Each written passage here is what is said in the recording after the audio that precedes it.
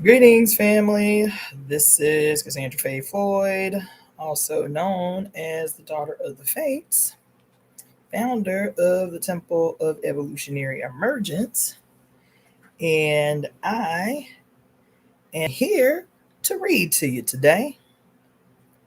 It's been several days since I read from this book because, there's always something happening to distract us from the mission at hand. So today, no distractions. We up on here to do what we said we was gonna do. Okay? So let me set this up so I can stream from IG as well. Cool. We're gonna start with the reading of the Global Conspiracy to Right All Wrongs and the Glorious Conspiracy of the Temple of Evolutionary Emergence. And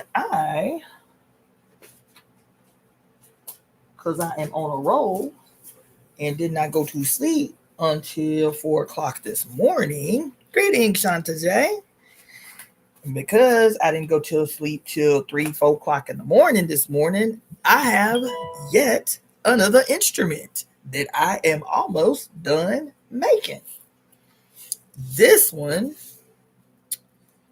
I'm excited about because I was really channeling some Oshun energy at the wee hours of the morning, you feel me? And so it's a faint one, it's a light one. Right? It is made out of, let me show you real quick. Should have brought them over here.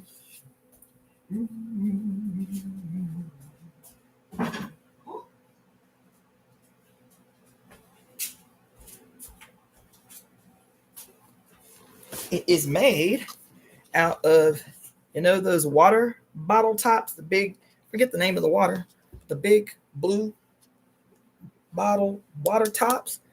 It's made out of these, 2 of these put together, like so, 2 of those. And I was trying to figure out what to put on the inside to make the noise that wouldn't, because the thing that I put in first, it was too heavy and the noise was too clunky. And I like this kind of almost rain stick sound rattler. Quinoa, bitches. Rainbow colored quinoa. Look at that. Rainbow colored quinoa up in there. And then this is just a metal pole I found outside while doing my daily walk. And then because Oshun's number is 5, I put 5 pennies on the bottom. I'm still working on it. But and then I had some like ribbon that was peacock ribbon, and then this is what the other side is going to look like. I'm just still working on it, but I just hot glued some hemp and put a little cowrie shell in the center, you feel me? Gonna do the other side the same way and try to figure out how to address this jankiness from what it took to like get the ribbon on where it laid down, so like all the little splotchy spots and shit. I still got to figure out, maybe sequins or something. I don't know. I still got to figure out what I'm going to do with that. You feel me? But it looks like a hammer, don't it?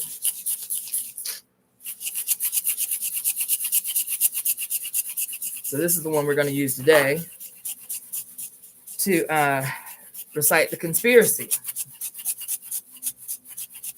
Oh, greetings, Dr. Brandon Fuller, classmate of mine.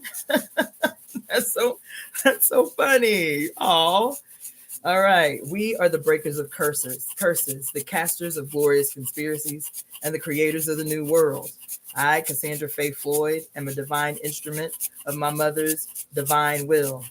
As such, I am protected and guided by the sacred blood and water of my mother, Jacqueline Jeanette Cook's body that anointed my entry into this life. I am divine because she is divine. Mommy and I are one. I call all of our mothers to this moment. I call on they who govern everything. all time and every space in between. She with 10,000 names. Today it is Oya, Yemaya, Oshun, Iyami Aj, the divine architects of existence, usheresses of the new age. Mommy and I are one. I call upon all the divine ancestors and the ashe of every mother on earth to break every curse ever cast upon the mother and her children in all timelines and in every dimension. Oh, all the classmates up in here today. Hey, Tangela, how you doing? In all timelines and in every dimension, Mommy and I are one. We, the mother's divine children, conspire together today to forever bind those who have or would harm you, great mother. Mommy and I are one. We conspire together today to destroy everything and everyone and every timeline and in every dimension that has caused suffering and despair. Mommy and I are one. Today, we embody the sacred and divine power of our mothers. Today, we the tree, we the weaver, rewrite all time. Today, we the tree, we the weavers, rewrite the book of life. Today, we, our mother's divine children, call the winds of change. We conjure the primordial dark. We summon the sacred serpent deep from within the earth. We subdue the rogue sun. We control the light. We heal the harm. We embolden the fearful. We instill courageous action. Today, we are staging a global evolution as is our mother's divine will. Mommy and I are one. We, the architects of the new age, now create the new institutions, the new traditions, the new culture, the new ways of being. We ecstatically welcome the radical destruction of all institutions of hate and harm erected by the godheads of war. Mommy and I are one. We have the power. We have the voice. We are the portals of change. Now we employ our sacred breath and we give life and sacred blood to this conspiracy. Mommy and I are one. We command, come the wind, come the storm, come the lightning, capture and judge all godheads of war and all betrayers of the mother's divine will. Bring their confusion and war to an immediate end. Scatter them to oblivion, never to be resurrected. We are the fates. We are the furies. We are the Iyami Aj. We are the disseminators of divine time, divine retribution, and divine rectification and evolutionary justice. Mommy and I are one. We are the restorers of heaven on earth under the mother's divine reign. We wake the sacred serpent from her sleep to assist us in this sacred assignment. Mommy and I are one. Love unlimited is our birthright. Harmony is our birthright. Ecstasy is our birthright. Pleasure is our birthright. Freedom is our birthright. This is her divine will, and we are the divine executors of her will. We speak her will into the now to reverberate throughout all time, all space, and all dimensions. It is certainly as we say, forever and ever, Mommy and I are one. Mommy and I are one. Mommy and I are one. Now for the reading of the glorious conspiracy of the Temple of Evolutionary Emergence. I, Cassandra Faye Floyd, as a peculiar expression of the almighty divine she, the great cosmic mother, now join in breath with my global family to conspire on behalf of the whole made well. We are breathing these words together to ensure that our home, her body, is restored to her original perfect glory. Her glory is perfect in peace, love, bliss, happiness, and ecstasy. This world exists because we collectively will it so now. We, as the representatives of the mother's reign on earth, speak this beautiful conspiracy as a single cosmic earthly orchestra to guarantee heaven on earth in joyful compliance with our mother's divine will. Possessing the power of our mothers, we speak this glorious future now. It is certainly as we say, forever and ever. Mommy and I are one. Mommy and I are one. Mommy and I are one.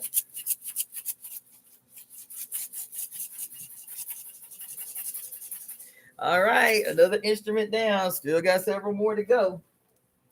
Okay, everybody. So I'm not going to do a lot of chit chat this one because we've been doing a lot of chit chat and haven't been getting to this book the way I would like to. So I'm going to put out the information about how you can support this work. The Temple of Evolutionary Emergence is a religious 501c3 founded and based here in Los Angeles with with supporters around the globe. The only place I haven't been contacted from is Antarctica yet. You see, I said yet. So anyway, if you would like to support this work, there's a lot of things coming up. As a matter of fact, our 3-year anniversary is coming up November 11 of 2025. So we got some plotting and scheming to do between now and November 11th to celebrate the anniversary of the founding of the Temple of Evolutionary Emergence. So if you want to support this work, you can do so in the following ways. The temple's email address is evoemetemp@gmail.com. That's evoemetemp@gmail.com. And you can use that email to either donate via Zelle or PayPal. That's evoemetemp@gmail.com. You can also support through Venmo using my name, Cassandra, Cassandra -Floyd, Floyd. That's Cassandra -Floyd. Or through Cash App, which is $ Daughter of the Fates, just like the YouTube channel and just like the IG channel for those of you who are following via IG. That for Cash App is $ Daughter of the Fates, FATES. Also, Daughter of the Fates is the name of the store, and the store functions as a fundraiser for the Temple of Evolutionary Emergence. So the Etsy store, you can go to etsy.com and then just put in the search engine Daughter of the Fates, FATES. There's a lot of dope shit that I have just posted on the Etsy store. I've started doing a lot of digital products, which is nice and fun because, it doesn't require as much work. There is a lot of editing that I've been having to do on the front end, but still, I'm really excited about that. So you can go check out that. I still have about 481 unique pieces of art that I've made, wearable art, jewelry. And I didn't put on any earrings or anything to promote today. But anyway, so I still have about 481 unique pieces on my Etsy store, mostly goddess-centered or culturally specific, politically or culturally specific jewelry. I know... let's see. And then also you can receive services. So today and tomorrow, depending upon what time zone you're in, is the new moon in Pisces. So I still encourage you to book your readings, like I said, 24 hours before the peak of of any lunar event, and 24 hours after the peak of the lunar event is an optimal time to get readings. The readings that I did yesterday were quite deep. So book yourselves a reading. There is a 10% discount on all of the readings and the 5 elements consultation over the next 48 hours. Okay, so if you're interested in that, use the email evoemetemp@gmail.com, and I will send you the details on how to book service. So those are the ways that you can support the Temple of Evolutionary Emergence. Also, you can do super chats and super thanks and all of that stuff if you're tuning in via YouTube. And also, the easiest and freest way to support the channel is to really, my phone ain't rang all day. Is to share more than anything. Share, and subscribe to the channel. Also, you can become a paid member of the channel. Those details are in the description box below. Also, I'm still working out the details, but I have just officially partnered with a company. So it's my first sponsor. I'm not going to say who they are right now because we're working out the details on how to get the link and all that stuff. But I got my first sponsor, so I'm hella hype about that. So that I should have those details worked out by tomorrow, and so I can really promote and market that because I just got my product in the mail yesterday, so I have to attach it today. So I will let you guys know about that tomorrow. But I'm hella hype because I was like, look, with the way I be talking on here, I was like, ain't nobody about to pay me to put my name on their product. You feel me? But I got my first sponsor, y'all. Hey! So, and it's a really dope company too. I'm hyped about what the product is. So I'll let y'all know about that tomorrow when I do the read tomorrow. So I think that is all. Oh, one more thing. So this Saturday, October 25th, is going to be my very first sound therapy session. I am calling it Sacred Sound Conspiracies. Okay, that's why I'm making all these instruments. You feel me?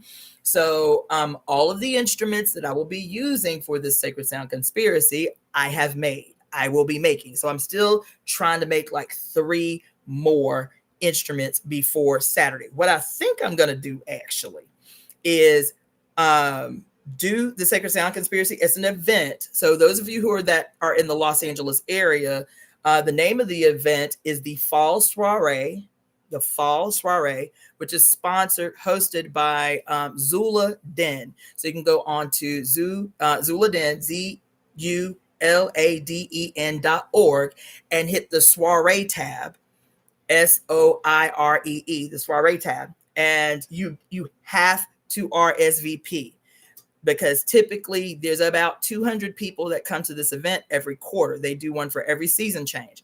So typically there's about 200 people that come through, and so you have to RSVP. If you are not on the list, they are not going to let you in. There's typically about 30 healers offering different sessions. The event is free. Though the healers do ask for donations, the event itself is free. Tons of free food, tons of free drinks, scores of healing vendors. And then the den where I'm going to be is the main room where they do the live performances. So typically, most of you who have been following any period of time know that I teach typically at these soirees. I've participated in every single one since they started 2 years ago. And I typically teach workshops and live stream them here on Zoom. But this time, because I am doing a performance as opposed to a lecture, as opposed to a workshop, I'm still going to stream. I haven't decided whether I'm going to stream via Zoom like I did for the last workshop, or whether I'm just going to stream straight up via YouTube. I'll debate about it. But anyway, I'm going to be streaming and doing the performance. And so I'll give you guys details over the next few days about whether it's going to be just a straight up stream.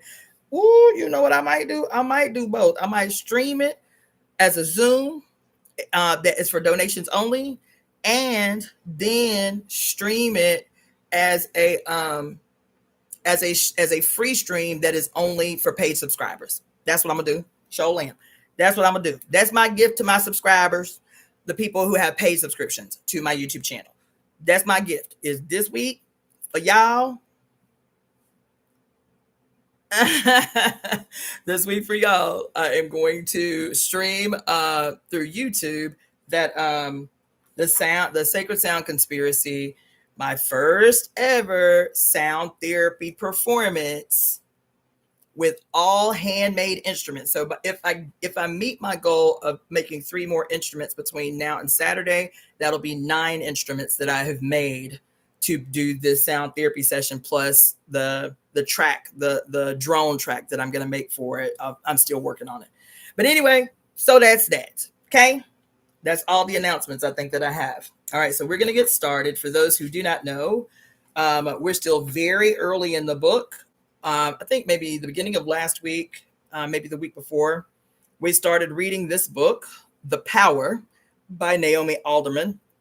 And the reason we started reading this book was because I saw a news flash a couple of weeks ago where it was official that Amazon Prime was not going to pick up a second season of this. This had been a series, and they are not going to pick up a second season of the series.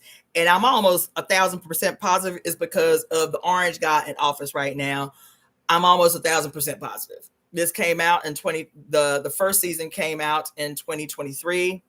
It was jamming. I have seen the entire series, the entire first series from beginning to end about 12 times. Not exaggerating, about 12 times. It's the jam. But since they gonna leave us hanging like that, since they gonna leave us like this, I was like, let me get the book. Let me read the book so we can find out what happens, since they with that bullshit and are not going to release a second season of The Power. So that being said, we are going to pick up where we left off. The last time we did, I guess, was last week. Sorry, my bad. Which is page 68 under the section Margot. It's a problem. We all know it's a problem. Think about it, Margot. I mean, really think about it. I'm thinking about it. We've got no way to know whether anyone in this room can do it. Um, we know you. We know you couldn't do it, Daniel. Um, that gets a laugh. In a room of anxious people, a laugh is a release. It wells up to more than its proper size. It takes a few moments for the 23 people gathered around the conference table to settle again. Daniel is upset. He thinks it's a joke about him. He's always wanted just a little bit more than his due. Obviously, he says. Obviously. But we have no way to know. The girls, fine. We're doing what we can with them. God, have you seen the numbers on the runaways? They've all seen the numbers on the runaways. Daniel presses on. I'm not talking about the girls. We've got that under control for the most part. I'm talking about grown women. Teenage girls can wake this thing up in older women, and they can give it to each other. Grown women can do it now, Margot. You've seen that stuff. It's very rare. We think it's very rare. What I'm saying is we just don't know. It could be you, Stacy, or you, Marisha.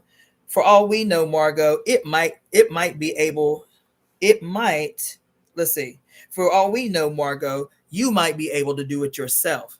He laughs and he laughs, and that also gets a little nervous ripple. Margot says, sure, Daniel, I could zap you right now. The governor's office treads on a news cycle you agreed to get the governor. Shit. Sorry, y'all. Margot says, sure, Daniel, I could zap you right now. The governor's office treads on a news cycle you agreed to give to the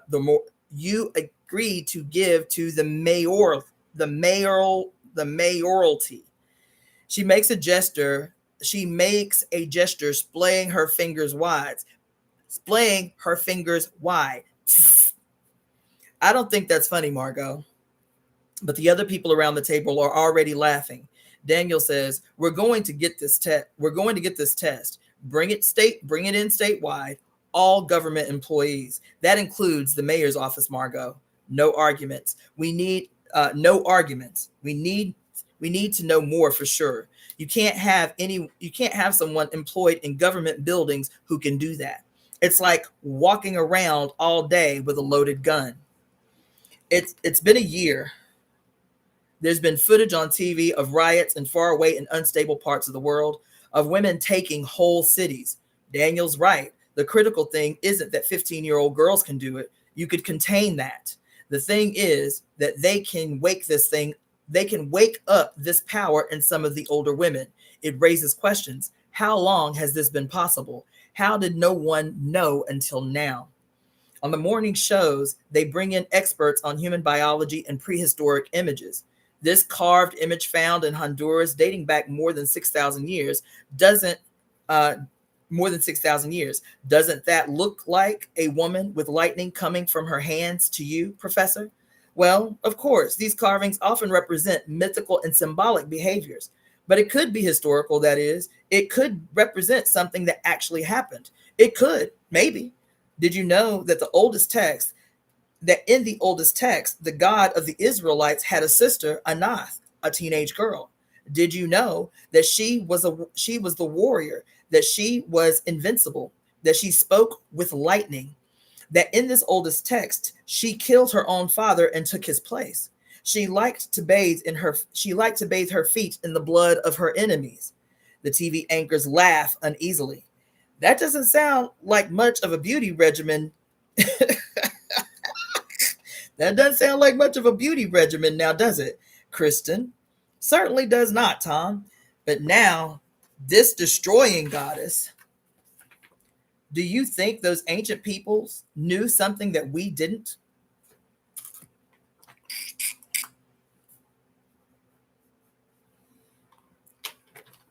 Y'all know I'm going to take notes. Sorry. It's hard to say, of course. And is it possible that the capacity goes back a very long time? You mean women in the past could do it too, and we forgot? Seems like a hell of a thing to forget now, doesn't it? How could it have been forgotten? Well, now, Kristen, if a power like this If a power like this existed, maybe we bred it out deliberately. Maybe we didn't want it around. You'd tell me if you could do something like that, wouldn't you, Kristen? Well, Tom, maybe I'd want to keep a thing like that to myself. The news anchor's eyes meet. Something unspoken passes between them. And now the weather on the ones.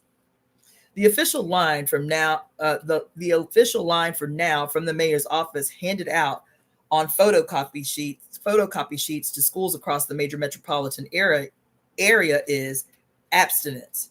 Just don't do it. It'll pass. We keep the girls separate from the boys. There'll be an injection within a year or two to stop this thing from happening, and then we'll go back to normal. It's as upsetting for the girls to use it as it is for their victims. That's the official line. Ooh, shit. Late at night in a part of town she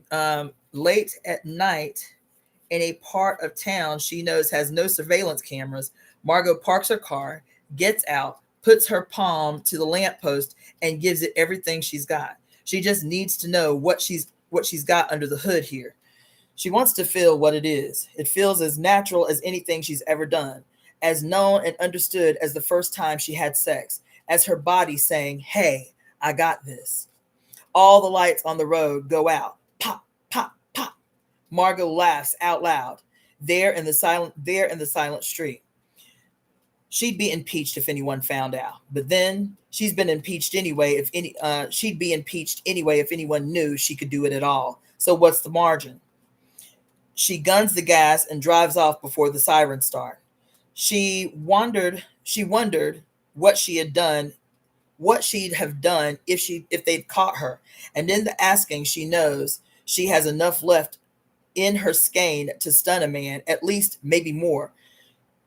Can feel the power sloshing around her collarbone and up and down her arms. God damn.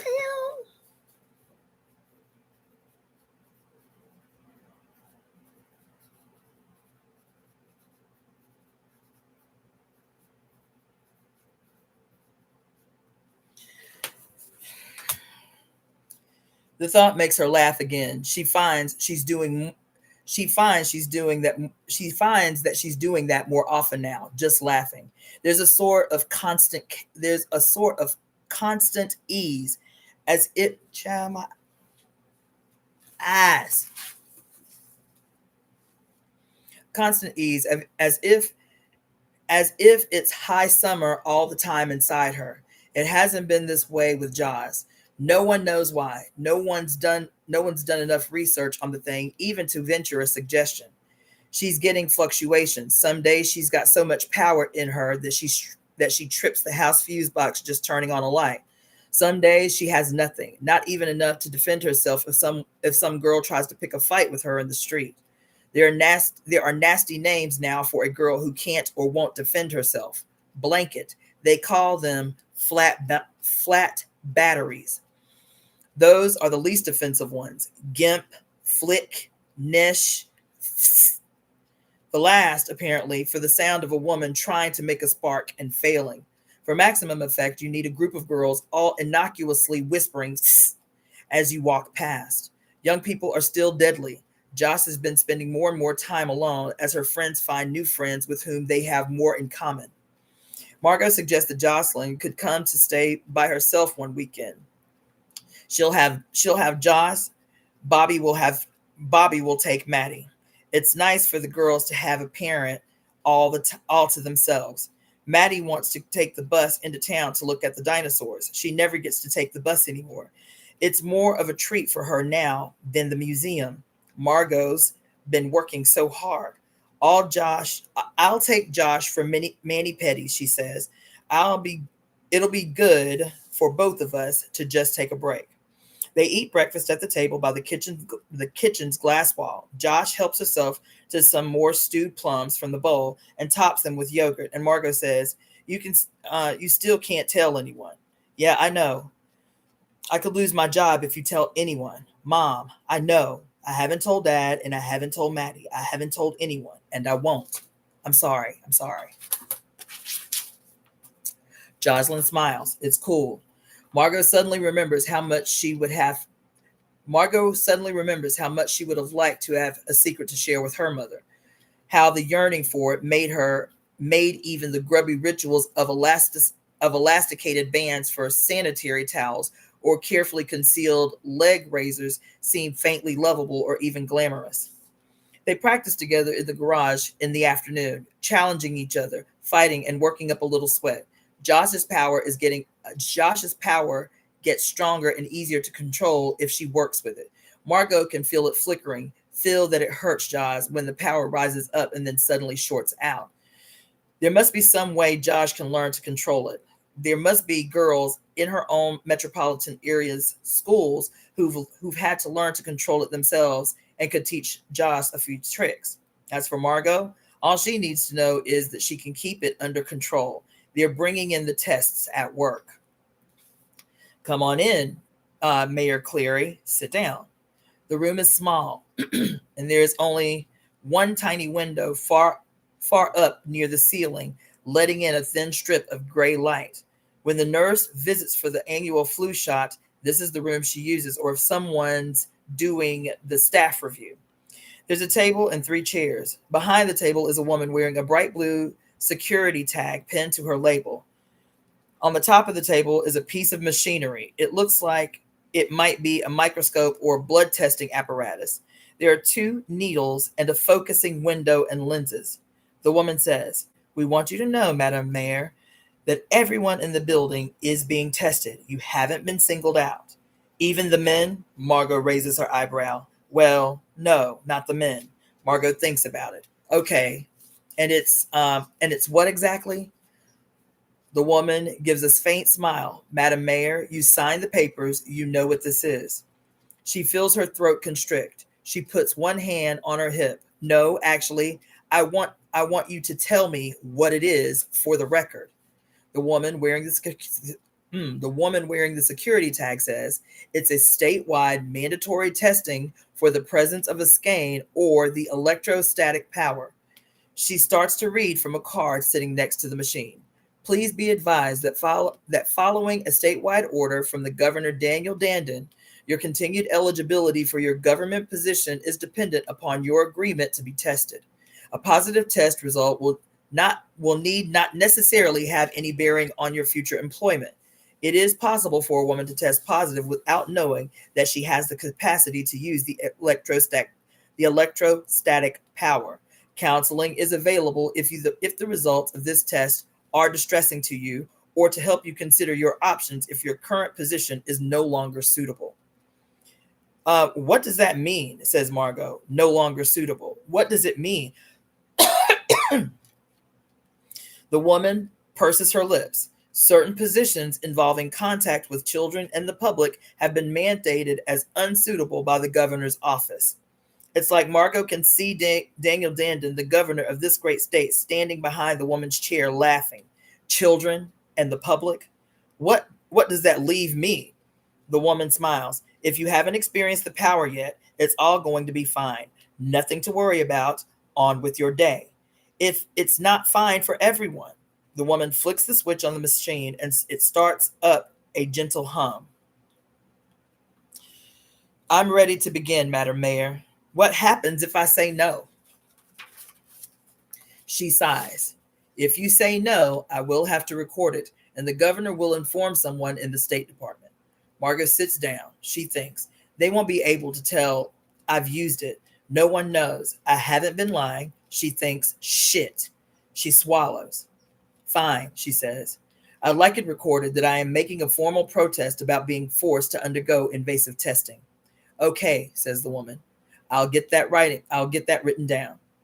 And behind her faint smirk, Margot can see Daniel's face again, laughing. She puts her arm out for the electrodes, thinking that at least after this is done, even after she's out of a job and there goes her political ambitions, at least then she won't have to look at his stupid face anymore. Then they apply the sticky electro pads to her wrists, her shoulders, and her collarbone. They're looking for electrical activity. The technician explains in a low, droning voice, "You should be perfectly comfortable, ma'am. At worst, you'll experience a slight stinging sensation. At worst, I'll experience the end of my career, Margot thinks, but says nothing. It's all very simple. They're going to trigger her autonomic nervous function with a series of low electrical impulses. It works on the girl babies in routine tests now being run in hospitals, even though the answer is always the same because all the girl babies have it now, every single one. Give them an almost imperceptible shock across the skein. The skein will respond automatically with a jolt. Margot can feel her skein is ready. Margot can feel her skein is ready anyway. It's the nerves, the adrenaline. Remember to look surprised, she says to herself. Remember to look afraid and ashamed and taken aback by this brand new thing. The machine makes a low, buzzing hum as it starts. Margot is familiar with the schematics. It will begin by giving an entirely imperceptible shock, too low for the senses to register. The skeins of those little baby girls almost always responds at this level or the next one. The machine has 10 settings. Oh, oh, oh, oh, oh, oh, oh, oh, oh, oh. What is,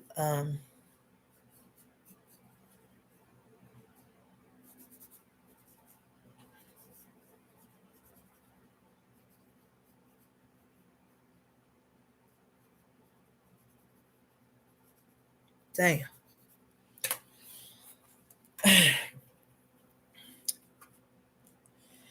The machine has 10 settings. The electrical stimuli will increase level by level.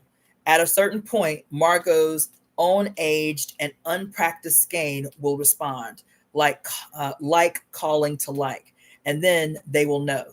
She breathes in, she breathes out, she waits. At the start, she cannot feel it at all. There is simply a sensation of pressure building across her chest, down her spine.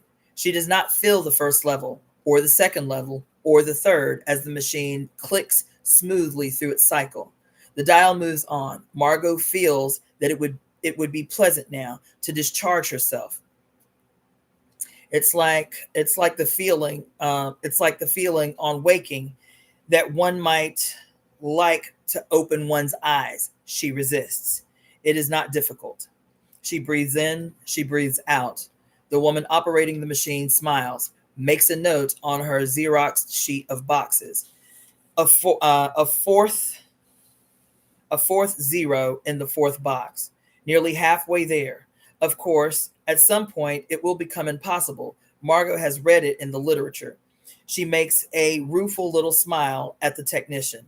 Are you comfortable? The woman says. I'd be more comfortable with a glass of scotch, Margot says. The dial clicks forward. Now it is becoming more difficult. She feels the pricking at the right side of her collarbone and in the palm of her hand. Come on, it says. Come on. It's like a pressure holding her arm down now, uncomfortable. She could easily throw this heavy, pressing weight off and be free of it. She cannot be seen to sweat, cannot show a struggle. Margot thinks of what she did when Bobby told her he'd been having an affair. She remembers how her body went hot and cold, how she felt her throat close up. She remembers how he said, "Aren't you going to say anything? Don't you have anything to say about that?" Her mother would scream at her father for leaving the door unlatched when he walked out in the morning, or forgetting his slippers in the middle of the living room rug. She's never been one of those women, never wanted to be.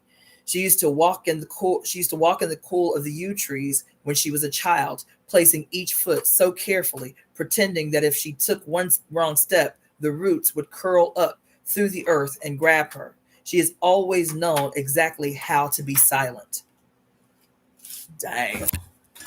Ooh, sorry. Sorry about that, you guys.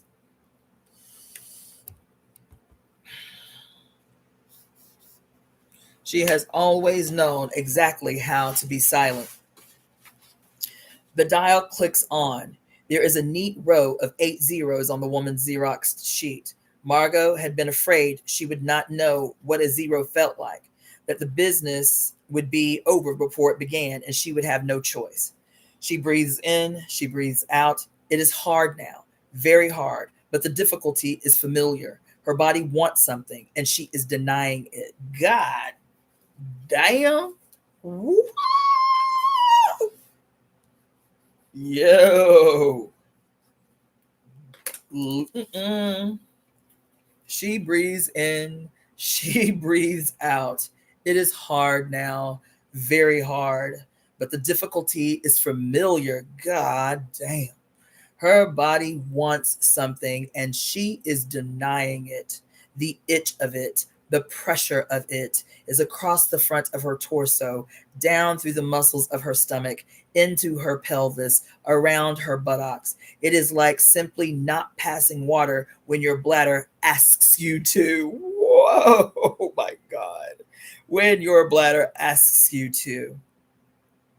It's like holding your breath for a few seconds longer than is entirely comfortable. It's no wonder that the baby girls can't do it. It's a wonder they found any adult woman at all with this thing. Margot feels herself want to discharge and doesn't. She just doesn't. The machine clicks on to the 10th setting. It is not impossible, not even nearly. She waits. The humming cuts off. The fans whir and then are silent. The pen lifts from the graph table, 10 zeros. Margot tries to look disappointed. No dice, huh? The technician shrugs. Margot tucks one foot behind the other ankle as the technician removes the electrodes. I never thought I had it. She makes her voice crack just a little at the end of the sentence. Daniel will look at this report. He'll be the one to sign off on it. Cleared, it'll say, for the government work. She twitches her shoulders and lets out a little barking laugh. And there's no reason now to put her in charge of the program rolling out this test across the major metropolitan area. Not a reason in the world. She's the one who signs off on the budget for it, who agrees the informational campaigns explaining that this technology will keep our sons and daughters safe. It's Margot's name when you come right down to it on the official documentation saying that this testing equipment will help save lives. She tells herself as she signs the forms that it's probably true. Any woman who can't stop herself from discharging under this mild pressure is a danger to herself, a danger, yes, to society. There are strange movements rising now, not only across the world, but right here in the US of A. You can see it on the internet. Boys, whoa, my God. Oh, shit. Woo, child. It's good we reading the book and we ain't just relying on the series, y'all. God damn. Listen. There are strange movements rising now, not only across the world, but right here in the US of A. You can see it on the internet. Boys are dressing as girls to seem more powerful.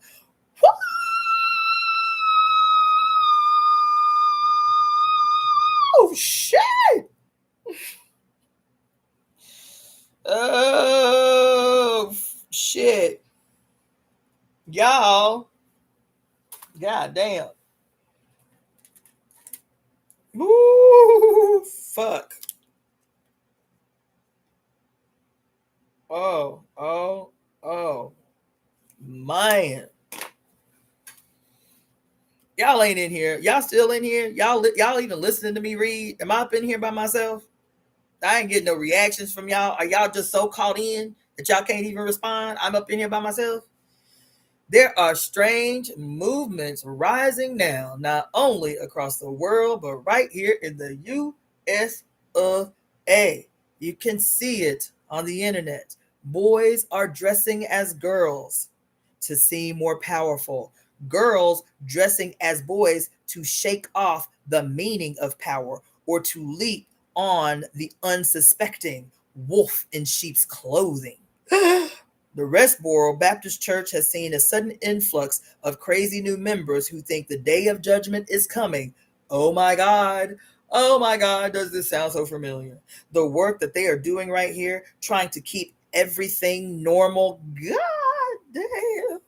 Oh, to keep everything normal, to keep people feeling safe and going to their jobs and spending their dollars on weekend recreational activities. This work is important. Oh, Daniel says, I try. I really try always to have something positive to say, but he lets the pages slip from his hands and fall across the table. Your people haven't given me a single thing I can use here. Arnold, Arnold, Daniel's budget guy, nods silently, holding his chin in his hand, an awkward twisted gesture. I know it's not your fault, says Daniel. You're understaffed, under-resourced. We all know you're trying your hardest to in difficult circumstances, but this just isn't something we can use. Margot has read the report from the mayor's office. It's bold, yes. It suggests a strategy of radical openness about the current state.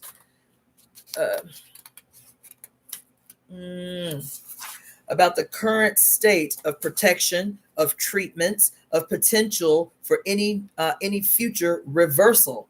The potential is nil. Daniel keeps on talking, listing one problem after another, never quite saying, I'm not brave enough for this, but meaning that every single time.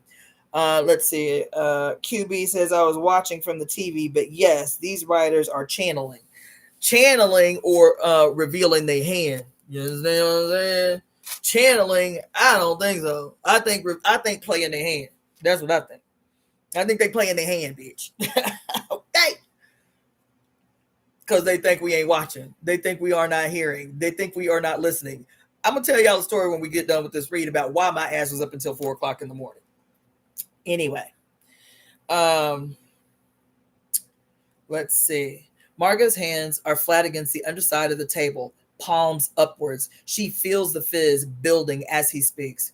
She breathes very slowly and evenly. She knows she can control this. It's the control that gives her pleasure at first. She thinks of exactly what she would do as Daniel drones on. She can feel it out quite simply. She has enough power within her to take Daniel's throat in her grip and pinch him out with one blast. Woo! She'd have plenty left to deliver Arnold a blow to the temple, knock him out cold at least. It would be easy. It wouldn't take much effort. She could do it quickly enough that there'd be no sound. Oh! She could kill them both right here in the conference room. Oh! Thinking this, she feels very far from the table, where Daniel's mouth is still flapping open and closed like a goldfish. She is in a high and lofty realm, a place where the lungs fill with ice crystals and everything is very clear and clean. It scarcely matters what is actually happening. She could kill them. That is the profound truth of it. She lets her power tickle at her fingers, scorching the varnish on the underside of the table. She can smell its sweet chemical aroma. Nothing that either of these men says is really of any great significance, because she could kill them in 3 moves before they even stirred in their comfortably padded chairs. It doesn't matter that she shouldn't, that she never would. It doesn't matter that she shouldn't, that she never would. What matters is that she could if she wanted to. The power to hurt is a kind of wealth. Oh my God! Oh my God! Oh fucking shit! Oh, y'all ain't listening to this. Y'all ain't listening to what this woman is writing. I'm trying to. Woo! Whoa! Woo! Damn, y'all, fuck. QB, I think it was you that said that you had already seen the first season of this book, and that the book was way better. That the season series had left so much out. It's these kind of details that make me feel, having watched the first season and really enjoying it for what it was. But reading this shit now, they left out so many seemingly small details that are gargantuan in proportion. Like, for example, you feel bad for what's the boy name that plays her husband, Legumzano. You feel bad for him because you think this is just a regular ass woman doing regular ass woman shit, you feel me, to her husband of color. But in their entire series, they never mentioned that he cheated on her. That there was a reason she didn't trust his ass no more. That there was a reason she told her daughter not to tell dad because she didn't trust her husband no more. Yes, exactly. Right. I was like, damn, right in the beginning of the book, they talk about how he admits to get a rise out of her, not because he feel bad, but he trying to get a rise out of you. You ain't got nothing to say about what I just told you. You ain't got nothing to say about what I did. You feel like he trying to get under her skin. Listen, when I tell you they be playing in your face, I will forever say they stay playing in your face. Anyway, I'm gonna read that sentence again because I am shook. I be shooketh. Okay? It does not matter that she shouldn't, that she never would. What matters is that she could if she wanted to. The power to hurt is a kind of wealth. Ooh, woo, woo. She speaks quite suddenly across Daniel, sharp like the knock at a door. Don't waste my time with this, Daniel, she says. He's not her superior. They are equals. He can't fire her. He's talking as if he could. She says, you and I both know that no one has an answer yet. If you've got a great idea, let's hear it. Otherwise, she lets it dangle. Daniel opens his mouth as if to say something, then closes it again. Under her fingertips, on the underside of the table, the varnish is softening, curling, crumbling to fall in soft flakes on the thick pile carpet. I didn't think so, she says. Let's work together on this one, okay? Okay, buddy? No sense throwing each other to the wolves. Margot is thinking about her future. You're going to pump my gas someday, Daniel. I've got big plans. Yeah, he says. Yeah. She thinks, that is how a man speaks, and that is why. Let me just tell you something. I might have to retract. I love the series. I really, really do. Right? But I might have to retract some things that I said about this woman's character, Margot. The white woman that plays Margot's character is very, very famous. She's always plays like these very odd, weird, almost horror movie-esque roles because she's got such an unusual facial structure. I can't remember the woman's name, but anyway, the way they made her look in the series, in this relationship with Daniel, because Daniel is the governor and she is the mayor. I think of Portland or Seattle. It's either Portland or Seattle. But the way they make her look like this weak, spineless, scaredy cat that's always teetering on the edge, like stepping on eggshells around Daniel. And these little verses here, two different characters. The Margot in this book here and the Margot that they portrayed her to be in the series. Child, two different characters. It's actually quite diabolical. I might have to retract my statement about y'all rushing out to watch this series because now I'm in a way. Now I'm in my feelings. Okay. So anyway, there's another picture. So she has pictures in this book of actual shit. So this is a rudimentary weapon, approximately 1,000 years old. The wires are intended to conduct power, possibly used for battle or for punishment. Discovered in a grave site in Old Westchester, 1,000 years old, y'all. Y'all see that on IG? Y'all see that? 1,000 years old. 8 years ago, Allie. Not very many minnacles. Let me get my drink. Hold on. And all this time, Let me not be quick to say. Trying to read y'all comments.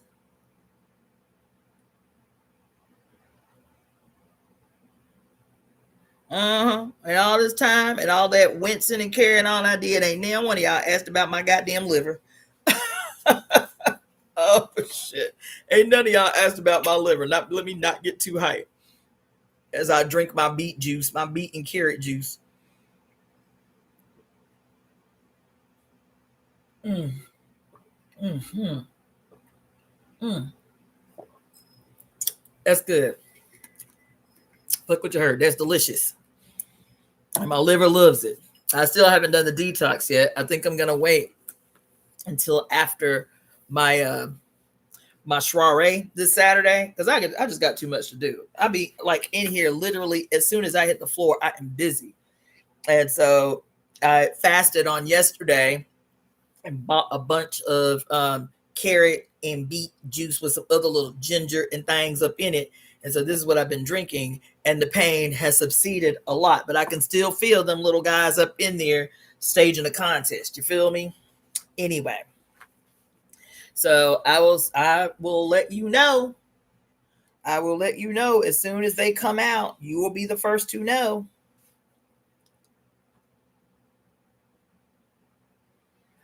Okay, Allie. Not very many miracles are required. Not for the Vatican, not for a group of highly strung teenage girls cooped up together for months and in fear for their lives. You don't need so many miracles. 2 is plenty. 3 is an abundance. I hear you, QB. It did me too. She said that line about the suppression of desire hit me like a ton of bricks. I hope they come out soon. It sounds uncomfortable. Like I said, yesterday I was writhing in agony. I was up in here hurt. Today I was able to get out, do a brisk walk, carry some heavy shit. Today I'm much better. Like I said, I spent the day fasting and drinking on carrot and beet juice all day, both of which the liver love. And so she has taken it easy on me. But if I turn or twist in just the right way, I'm still very aware that they are there. But like I said, I'll keep y'all posted as I do. It'll probably be this weekend, Sunday, after the soiree. Okay, so threes in abundance. There is a girl, Luann. She's very pale with red hair and dusting of freckles across her cheeks. She's only 14.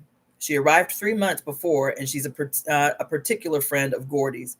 They share a bed in the dorm room for warmth. It gets awful cold at nights, says Gordy, and Luann smiles, and the other girls laugh and nudge each other in the ribs.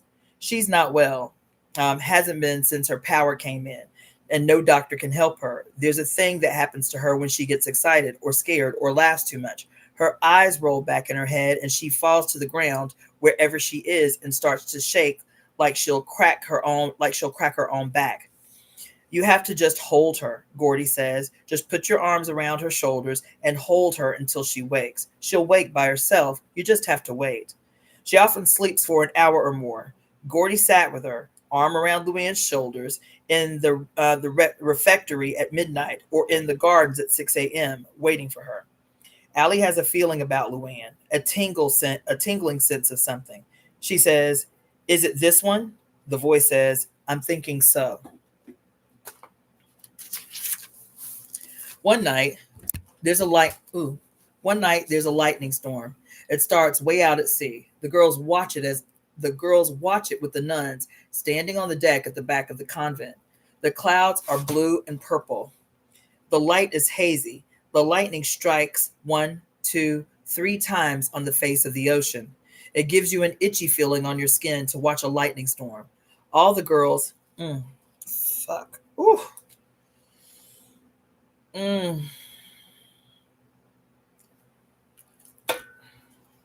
Let's see. All the girls are feeling it. Savannah can't help herself. After a few minutes, she lets go and arc into the wood of the deck. "Stop that," says Sister Veronica. "Stop that at once." "Veronica," says Sister Maria Ignacia. "She didn't do any harm." Savannah giggles, lets off another little jolt. It's not that she couldn't stop it if she really tried. It's just that there's something exciting about the storm, something that makes her want to join in. Y'all, this book.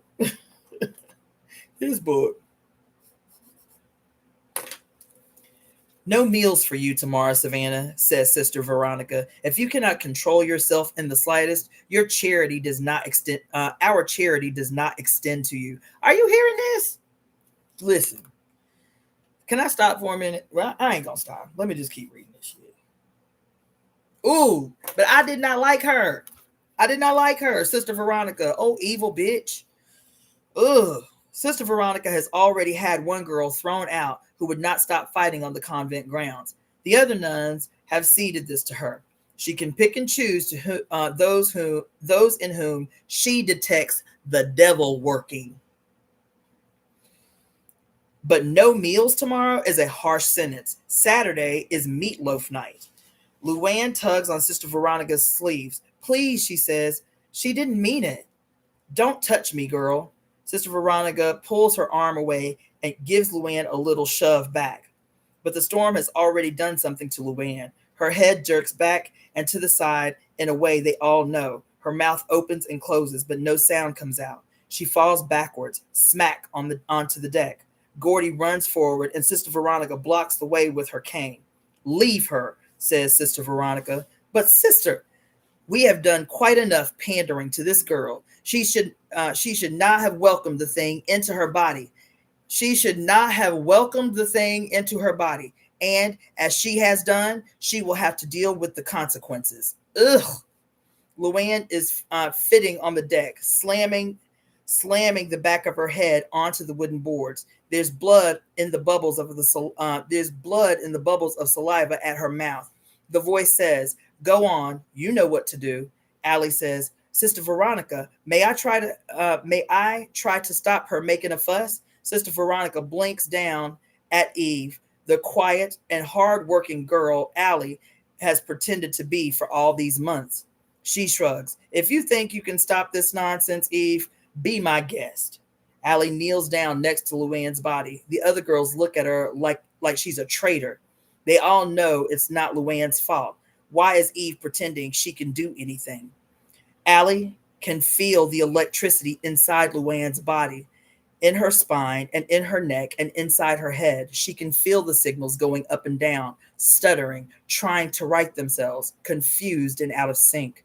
She can see it, clear as with her own eyes. There's a blockage here, and this part just at the base of the skull is mistiming mistiming what it's doing.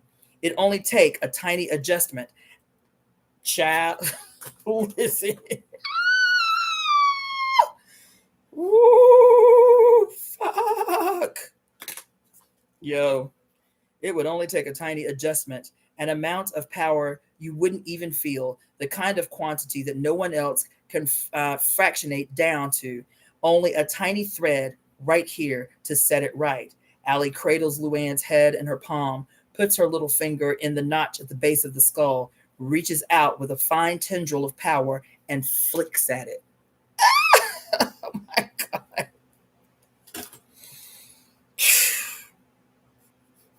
Yo. Luann opens her eyes. Her body stops convulsing all at once. She blinks. She says, "What happened?" And they all know this is never how it goes. That Luann should have slept for an hour or more, that she might be confused for a week. Abigail says, "Eve, you've healed her." She says, Abigail says, "Eve healed you. She touched you and you were healed." And this was the first sign. And at this time, they came to say, "This one is special to the heavens." Child, listen.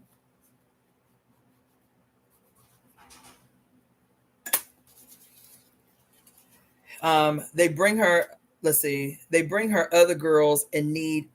They bring her other girls in need of healing. Sometimes she can lay hands on them and fill out their pain. Sometimes it's just that something is hurting that need not hurt. Y'all, I'm up in here having a whole ass moment. Woo! Woo! Woo! Woo! Woo! Woo! Mm-mm. I'm up in here having a moment.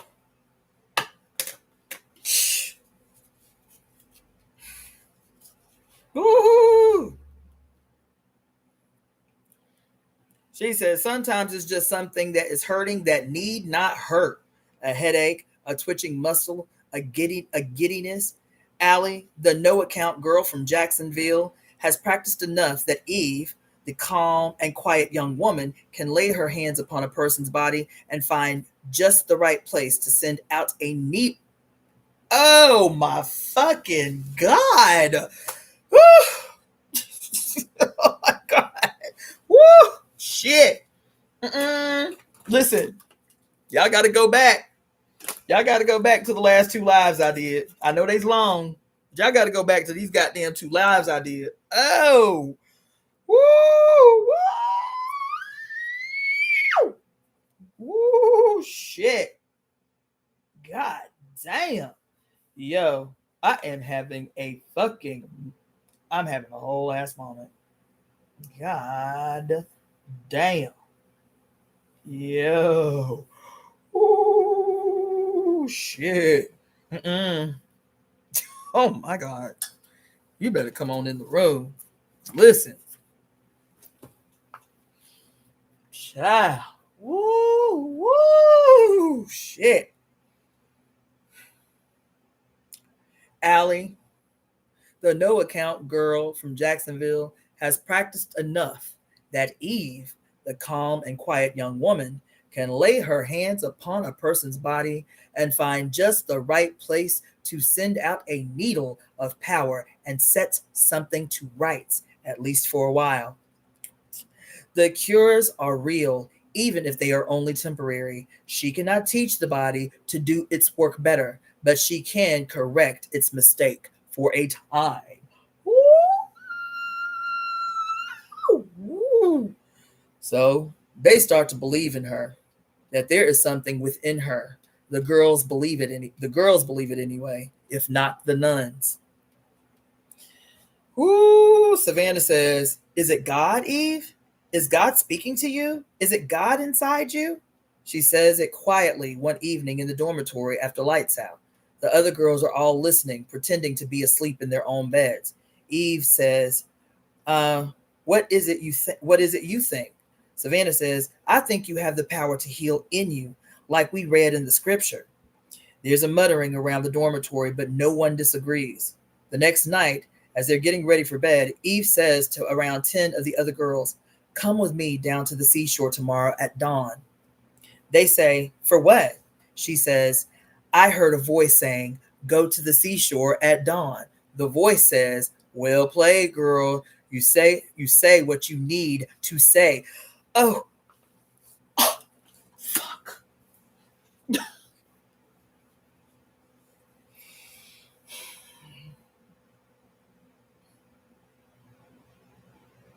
Oh, shit. Y'all, let me tell you about today. Oh, my God. Woo, shit. Woo, fuck. Oh, my God. Oh, my fucking God.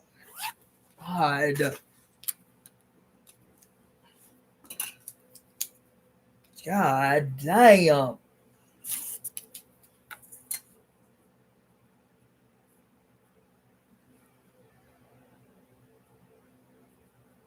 Oh my God. When I tell y'all on this here motherfucking new moon in Pisces that today has been a day of days. Woo, shit. Woo, my God. Woo. Oh, when I tell y'all, listen, oh.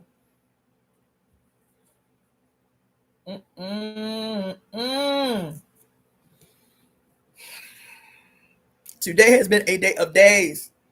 Up in here, on this new moon in Pisces. I'm up in here subdued. I'm up in here subdued. Oh, oh, God. Woo. Damn. Oh. Oh my God. I want to tell y'all. I want to tell you. I want to tell you. I want to tell you. I want to tell you. Can I deviate for a half a second? Can I just deviate for a little bit? Just make sure I don't deviate too much.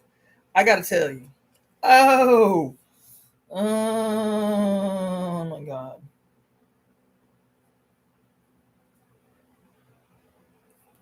Ooh, shit. I did not go to sleep yesterday. I laid down in the bed at 4:00 this morning, and I was on one all day yesterday. And then I got to making on some new instruments last night, and I was like, you know what? I'm gonna just keep. I'm on. I got a second wind up in this bitch. Let me just go ahead and do what I do, and let me just watch some bullshit on TV. Y'all know what happened every time I say, "Let me just watch some bullshit on TV." I fall into a goddamn wormhole, and the first things that I watched, for whatever reason, because the first time I tried to watch it, I still think it's trash. Honestly, I still think it's hot garbage. And so many friends have been trying to get me to get into it, and I've tried like 3 different times. I think it's hot garbage. But the TV series, or the series Sabrina the Witch,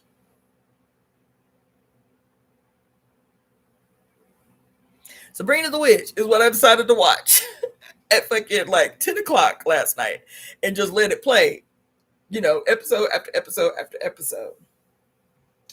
But I was taking so many. Thank you, Yolanda Volsi. I was like, how many, all these black ass witches I know, and every last one of them like, oh, you need to watch Sabrina the Witch, girl. There's some deep ass shit happening in there. And I'm like, I'm sure there is, but I can't get past the shit that's right in front of you. It's so gross. It's so gross. It's so gross. It's so gross. It's like this. It's so full. It's full of so many fucked up tropes. It's gross. But I was like, you know what? I'm up in here making my little instruments for my thing. Let me just watch some witchy shit. Baby. Actually, you know what? I'm lying. Let me tell you what I watched before it.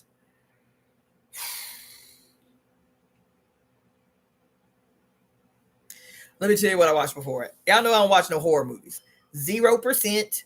Do not watch horror movies. As a matter of fact, I'm flipping through shit about what I'm going to watch, and I started to try to just get through the whole trailer of that shit. I forget which of y'all was giving me a hard time about watching the weapons.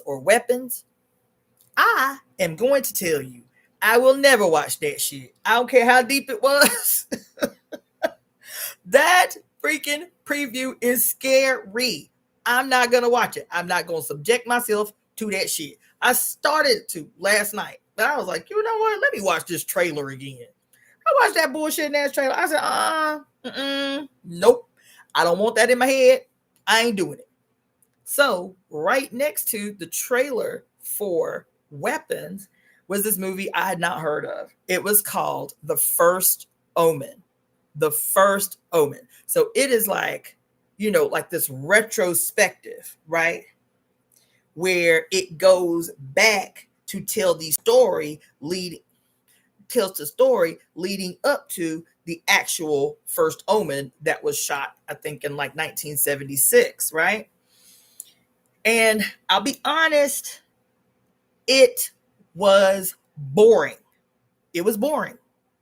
But I continued to watch because there was just enough suspenseful shit in it that hooked you to make you want to watch to the end to find out what had happened. You feel me?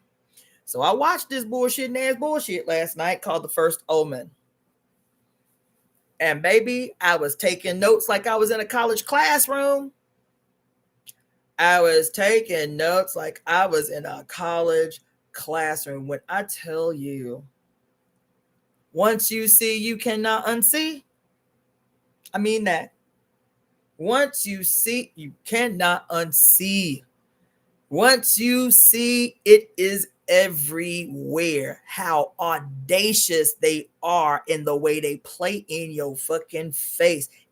You are offended that you never saw it before. How did I not see this? It is literally butt naked and dancing a jig in front of you, the way they play in your face. Oh my God. This movie, The First Omen, last night had me up in here bent. And so I'm taking all these notes. Now I'm on one. I woke up. I went to sleep at 4:00 in the morning, got up at 8, working on a project. Okay. I got a project in the works that is going to gag y'all. It's going to gag y'all. I already started on it, but I ain't going to tell you what it is until it's done. I'm going to keep it a secret until it's done. But when it's done, hopefully I'm going to have it by Saturday. That's what I'm going to try to do, is work on it at least 30 minutes a day so I can have it by Saturday. But once I release it, it's going to gag you. Fully place your ass in the chokehold. But anyway, so I watched this shit called The First Omen. And I'm still going to go and watch the original Omen, because the original Omen begins where this movie that just came out, The First Omen, ends. Okay. So I was like, okay, I'm on a roll. It's the Pisces new moon. We on the eve of the Pisces new moon. I'm wide the fuck open, obviously. So let's see what else, what other messages, whatever hidden things that the mother got to tell me watching something else. And for whatever reason, which I don't even know what stopped me there, I turned on Sabrina the Witch. And baby, I don't know what I saw different watching this show. And I watched several episodes, because like I said, from about 10 to about 4 in the morning, I was just working on projects, working on jewelry orders, and working on new sound makers. And baby, it's still whack. I will tell you, the plot is still whack.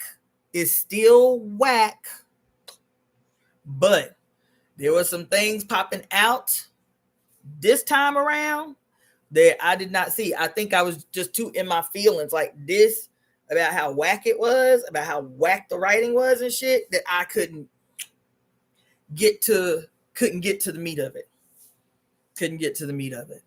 But baby, this morning I did. There's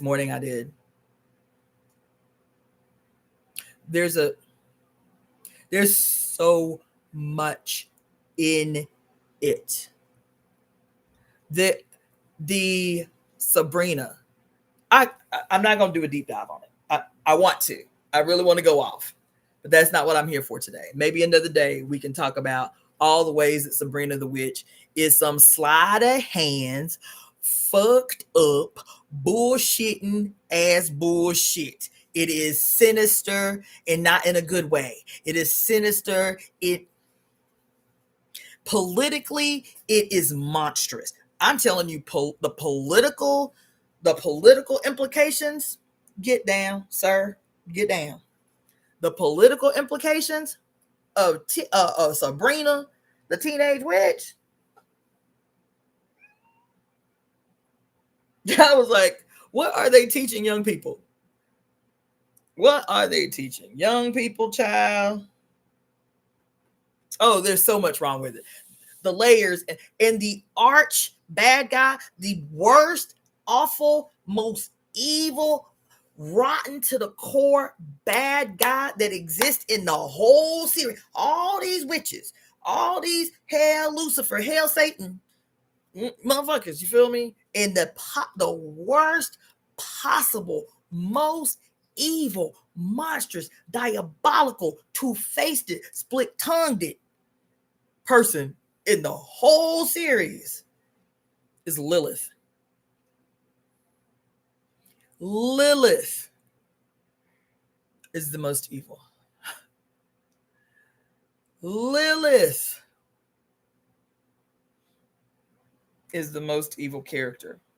This last episode that I watched had me in my feelings so much. It's so sinister. You have to be really careful with these movies about witches, with these movies that like have you feeling all good to be a girl witch, you know, like have you all good to be a boy wizard, and all of that, all these movies that really hype you up about like the life of witches and wizards, and like having you want to go and buy a magic wand. And those are the movies you have to be the most careful about, because those are the movies that are more than likely going to teach those same kids, those same young people, those same young adults about how awesome and fantastic it is to have magic and to have power. Those same movies are going to be talking about how even though witches have power, even though witches and wizards have power, they still are not more powerful than mere mortals. That they must hide in plain sight. That they must tame their own abilities to fit into, quote, normal society. Oh, and another thing they always teach is that no matter how often, how much, how deeply, how brutally, how insanely, how consistently victimized so-called witches are at the hands of, quote, normies, that witches are still always the bad guy, bitch. Witches are still always the bad guy. No matter how monstrous, no matter how malignant, no matter how bloodthirsty, no matter how violent, no matter how much harm done to babies, no matter how much harm done to children, no matter how much harm done to women, no matter how much evil they do, humans are still always good. And witches and powerful people and wizards and anybody other is always evil, always bad. So anything that we do to the witch, to the wizard, to the other, to the evil, to the unnormal, anything we do, no matter how monstrous it may appear to you, these are the actual very benefic things that we must do in order to control this potentially unruly population.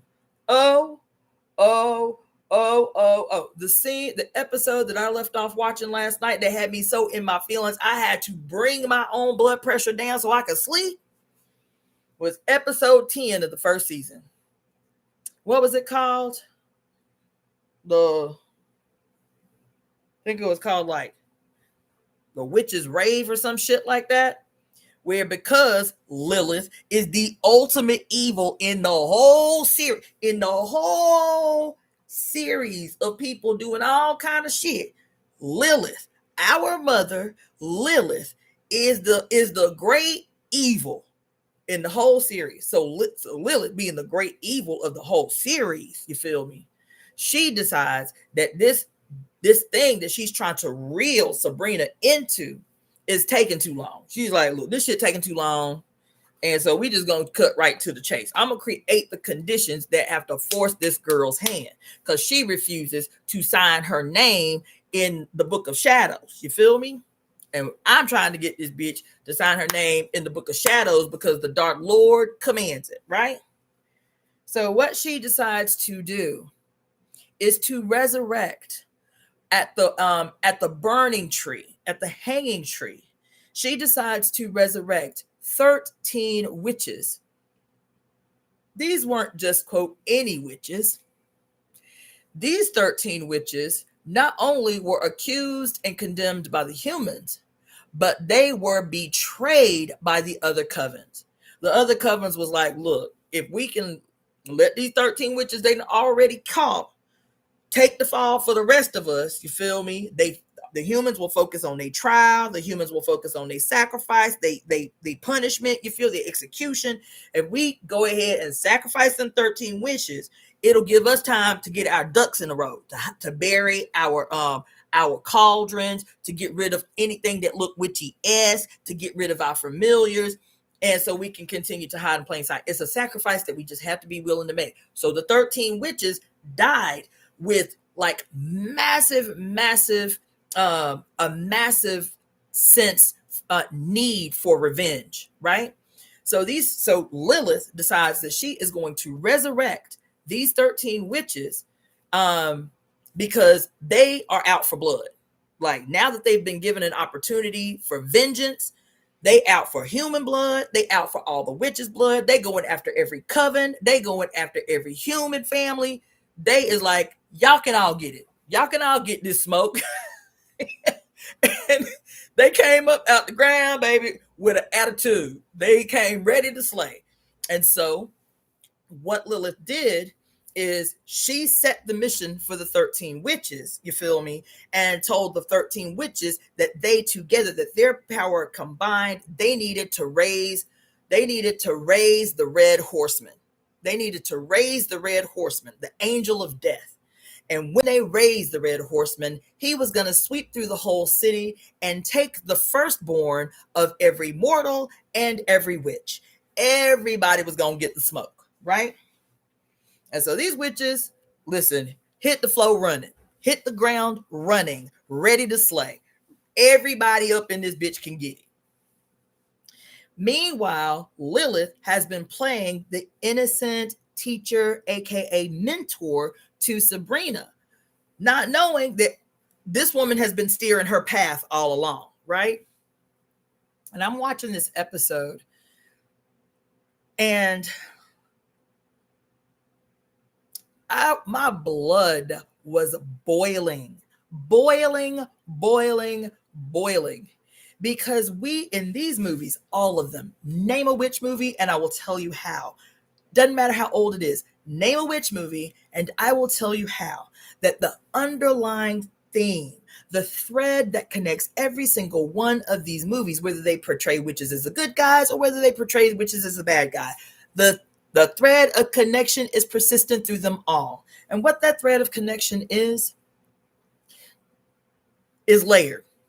But one of the threads of connection is that there is no room, nowhere on earth where women are entitled to possess power. That's the main thing. Pervasive throughout every single movie about witches or magic or power or fairies. It don't matter. The fae, the fairies, the elves, the gnomes, it don't matter. The what you call them, the Smurfs. If it is anything you've ever seen, what is it, Captain America, anything that you have ever seen where the other possesses power, the other in general, and females in particular, any show, any time, any decade, any era that is about the other in the possession of power, y'all be clowning in these goddamn comment sections. Yeah, motherfucker, the Smurfs. Now go back and watch an episode of the Smurfs and you're going to be like, oh, shit, she was right. Yes, motherfucker, the Smurfs too. Okay. But y'all are cracking me up with these comments, man. So, but that's the main theme, pervasive through every single solitary movie, comic, cartoon, don't matter. There's another one called, I just saw a few months ago, called Malva. It's like a Nordic cartoon about this like wood fairy who protects the woods. Diabolical. Oh my God, diabolical this movie was. A cartoon. Oh, no wonder these babies grow up with an attitude, because they watching cartoons and we think they just watching cute little cartoons, and this shit is being woven into their consciousness that teaches them early on to self-police, to mute your power, to bridle your throat, to cage your giant, to yield your power. Child, listen. And I'm sitting here watching this shit, and how everybody in preparation for the 13, the diabolical evil 13, to come and take the firstborn of all the human babies and the witchy babies, all the humans and all the mortals and the witches. You feel me? And so everybody talking about the witches, like these evil, diabolical, monstrous motherfuckers who, first of all, wasn't just woke from a 300 plus year sleep. Like, what y'all want? Why I gotta be the chess piece in your pawn, bitch? Like, why I gotta be the chess piece in your game? Why we gotta be the pawns in your bullshit? You understand what I'm saying? Like, couldn't you come up with another way to get this girl to do what you want her to do? No, you got to wake us all up and send us on a rampage. No, all we out to do, we out for blood, bitch. Everybody can get this smoke. We got heat enough for everybody in the city, right? But then you're talking about, and all of them were old, because there's a whole trope about why witches always have to be ugly. They always have to be old. They always have to have like fucking, what you call them things, like warts on their nose and shit. There's a whole historical reason that is. That there is a whole political reason that the witch became green, that the witch became old, that the witch became haggard, that she became a child-eating monstrosity that bathed in the woods and shit. There's a whole political reason that emerged at the same time that the Roman Catholic Church was executing thousands and thousands and thousands and thousands and thousands of women for the sole purpose of absorbing all their possessions. The fucking witch trials, the Inquisition that lasted from 1184. The year 1184 was when the Inquisition began, and the Department of the Inquisition was not officially closed until 1965. I said 1965. 1,000 years the Roman Catholic Church has reigned wholly unadulterated hell on the bodies of women and others, those others who place their proximity with female people. 1,000 fucking years these maniacs have reigned unholy hell. But everything that's evil, there's another thing, because with that movie, The First Omen, why is it that the two most evil motherfuckers in the whole movie that's taking place in the Vatican, the whole story is unfolding in the Vatican? Excuse me, the three most evil motherfuckers in the whole shit, with all the grime, with all the dirt, with all the blood, with all the theft, with all the slavery, with all the crimes committed directly by the Roman Catholic Church, the three most evil people in this here story that takes place in the Vatican is two female orphans and one that has two twins. She has twins. She has a boy twin and a girl twin. The boy is valuable because the church, not some devil worshiper, not some hell Satan dude, not some Anton LaVey motherfucker or some Aleister Crowley type of dude. No, the Pope himself. Listen, this is the theme, okay? The Pope himself has devised a plan, because at this time, which is in the 1970s, everyone is turning against belief. Everybody is turning against religion. Everybody is turning away from Roman Catholicism in favor of a more secular worldview. You feel me? This takes place in 1971. And he was like, who are we without belief?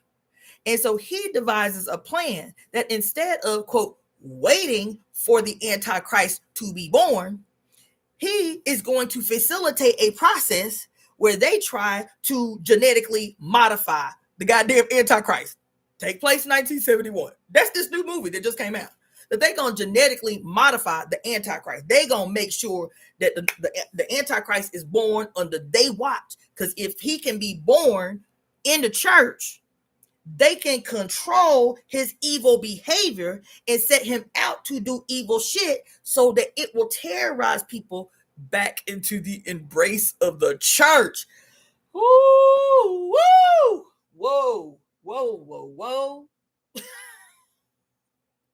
I sat up in here last night. I said, listen, if they don't stop telling on themselves, if they do not stop telling on themselves, child, because I just talked to y'all a month ago about how the church's numbers is way up. The church's numbers, the Roman Catholic Church, Protestant numbers, all the way up. Judaistic practitioners all the way up, Islamic practitioners all the way up. All of a sudden, everybody back in the mosque, everybody back in the synagogue, everybody back in the goddamn cathedrals and shit, everybody back up into they Southern Baptist, Methodist, Protestantist bullshit. When just 3 years ago, they were saying all religious institutions were suffering such a radical decline in their parishionership that they were all scrambling. What the fuck we gonna do? Why people leave? Why people is abandoning us? Don't they know we need this money? Put an orange motherfucker in office, and there you go. Everybody's numbers are up. The money is flowing again. And then I watched this shit last night, and they say that the Pope and all the nuns and the orphanages was all working together to ensure the birth of this new Antichrist that they could control. They tried to kill the girl twin because the girl had twins. You feel me? Haven't we been talking about twins since February? In this year of Gemini and Uranus? Haven't we been talking about twins since February? I said, why they play in our face like this? Because they know that we are not watching. Not really. Not for real. We watch this bullshit for entertainment, y'all. And them horror movies are the ones where they tell the most secrets.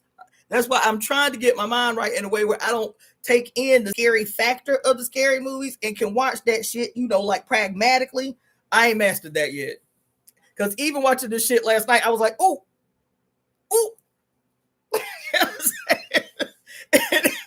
And it wasn't even, as scary. You feel it was more suspenseful, but I was still like, you know what I'm saying?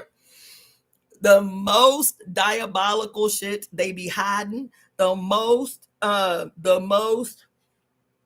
in your face shit is in these horror movies. They are. I sat there and watched that shit last night, and how for 24 years the church had all these files of all these orphans that they tried to mold and shape to be the birth-giving conduit to this new Antichrist that they was genetically modifying to impregnate this girl. Lord. In the Vatican, y'all. That shit was happening in Rome, in the Vatican. That because so many people were like, fuck the church. Because they rode through a whole crowd. This is 1971. Rode through a whole crowd of protesters. And the protesters saw that it was the Pope's representatives. It wasn't the Pope himself. It was like representatives of the Pope gathering up this girl from the airport. And they saw it was a car for the church. And people like banging on the windows. Fuck you. Like, they was like, fuck the church. Fuck the church. Y'all ain't did shit for us. Fuck the church. They protesting outside the Vatican, all this shit, right? And she's like, oh my God, what is this? What is going on? They were like, they hate the church.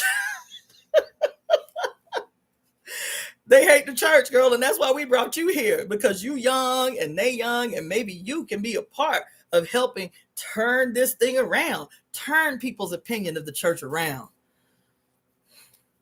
All this grime and brigandage and all this grime that the church is responsible for, all this grime these institutions are responsible for, Islam, Judaism, Catholicism, Christianity are responsible. Not just them, honey.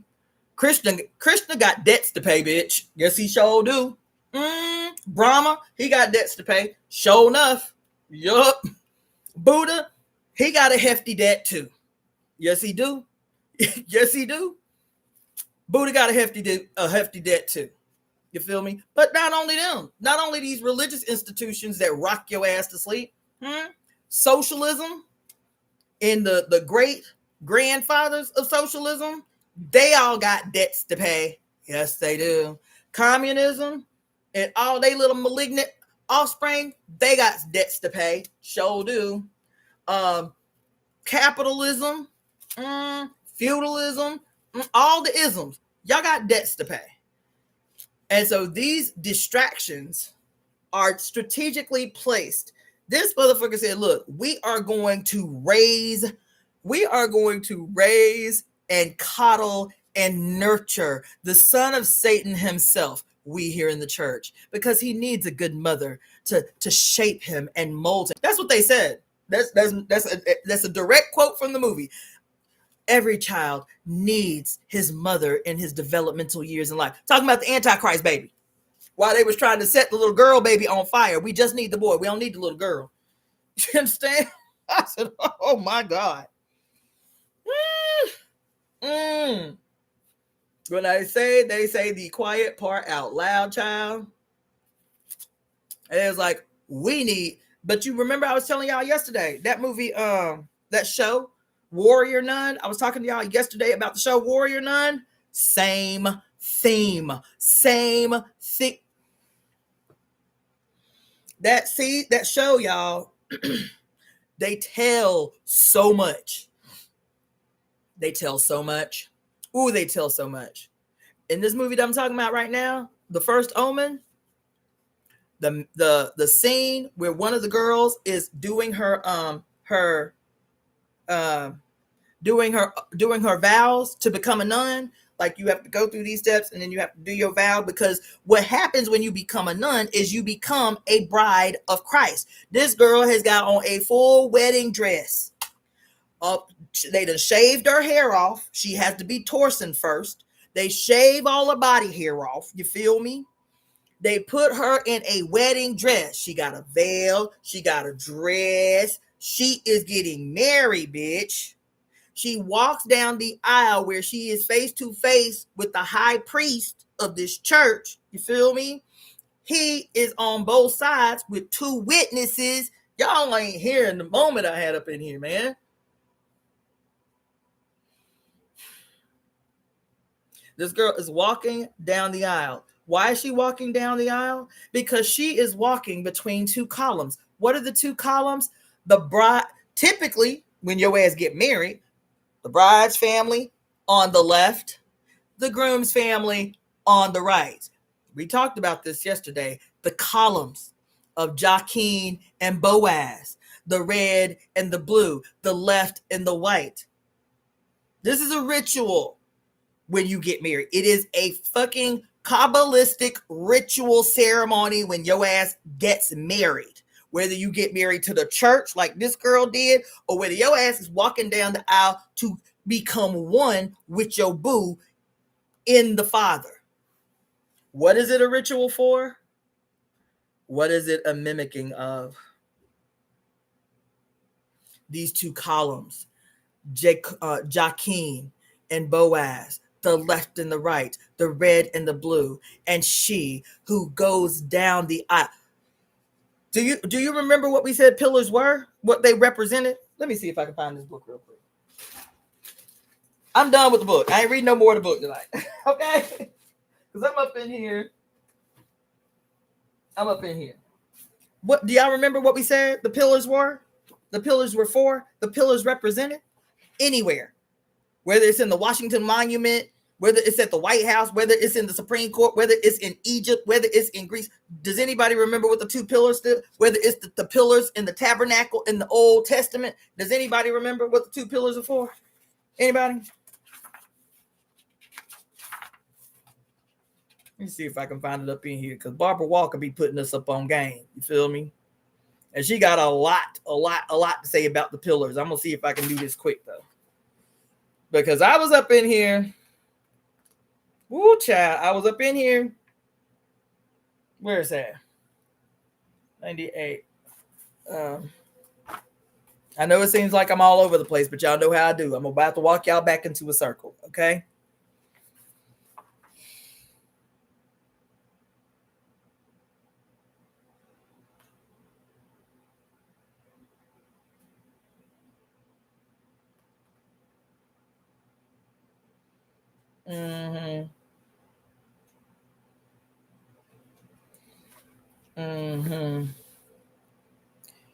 I don't want to. 63. Because again, 63. Oh my God.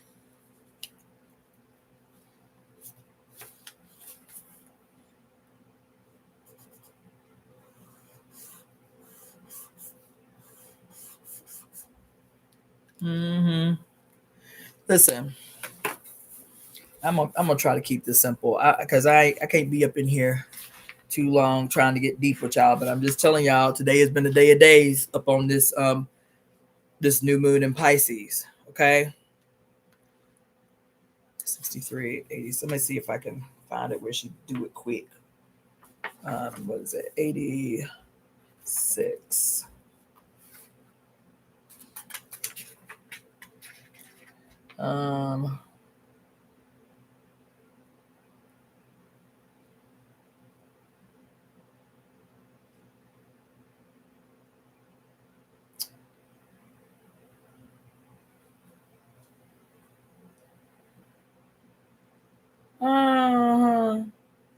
Okay.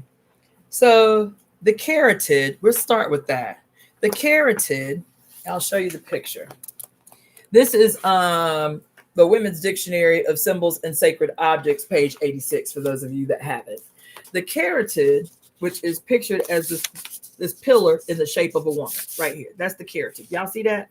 Can y'all see that? Okay. The carotid, a temple pillar carved in the shape of a woman, as shown on the Acropolis at Athens, was called the carotid, after Artemis Keretis, said to have been modeled on priestesses of the moon goddess Carnea at Laconia. The name referred to a nut tree and was connected with the myth of the nymph Phyllis, who was metamorphosed into an almond tree. Almonds being a classical female genital symbol, or the mandorla. The mandorla. Y'all remember that? Y'all remember that? Do I need to draw it? The mandorla. But basically, what we eventually began to call the fish started out as these in Greek mythology before Jesus even came to be. The mandorla was the almond. Just a regular ass almond. That's the mandorla. Okay? That's the mandorla. And the almond, or the mandorla, was always seen as synonymous with the fertility of an open vagina. Because your open vagina looked just like this mandorla. It looked just like an almond. The opening of your vajayjay just looks like this mandorla, right? Okay, so they say that this pillar in the shape of the body of a woman was connected to the nut tree, the almond tree, and the myth of the nymph Phyllis, who was metamorphosed into an almond tree. Okay, in effect, women were always the original pillars of the church. Y'all ain't in the room rocking with me. Y'all ain't, because I better see some blown wigs. Y'all ain't in the room rocking with me.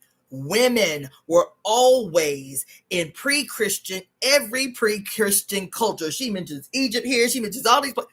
Women were always the original pillars of the church. Do you want me to tell you why? Do you want me to tell you how?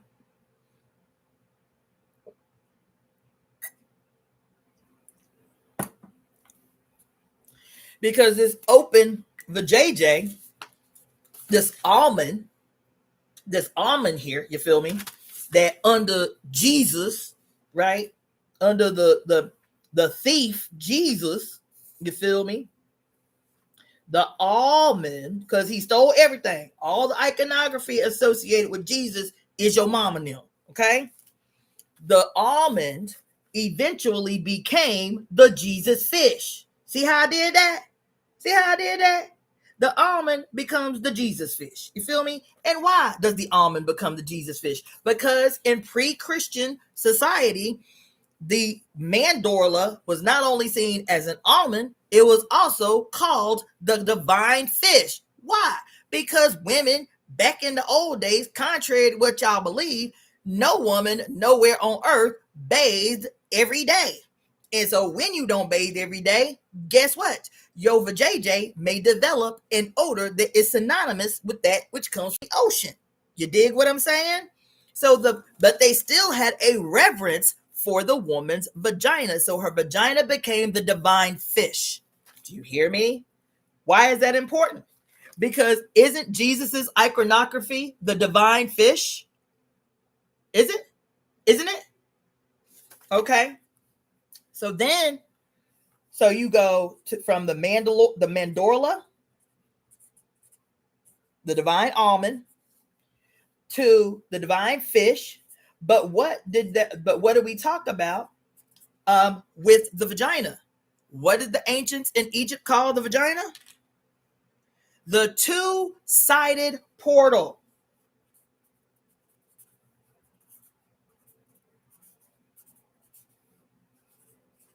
Or the two-sided gate. The two-sided portal or the two-sided gate. That is why when Christians talk about sexuality, they're talking about female sexuality. When they're talking about sexuality will send you to hell and all of that shit, they're talking specifically about female sexuality representing in Dante's Inferno, they say it plain that a woman's vagina represents the gates of hell. That's what they say in their own writing, in their own text, that a woman, not a man's penis, a woman's vagina, it is only female sexuality that is sinful. And a woman's vagina is a gate to hell, where early Christians were concerned. Where did they get that from? Pre-Christian iconography, because they steal everything. So in pre-Christian belief about the sanctity of the vagina, it was called the two-sided portal. One side of the portal was as the divine fish. Why does the Jesus fish always have a cross up in it? I should have wrote that further down. But why does the Jesus cross like this? More like this. Forget the top part. Right at the center. Why does the Jesus fish always have a cross in it? Not disregard the top cross. Why does the Jesus fish always have a cross in it? Because once you go from invisible force into your mama's body, you feel me?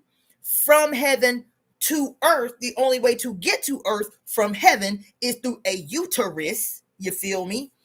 From heaven to earth in your mama's body, in her primordial waters, at the moment that you are born, that you begin to be born, let me say that this fish what you see look like a Jesus fish is not a Jesus fish at all. It is what the midwife was looking at.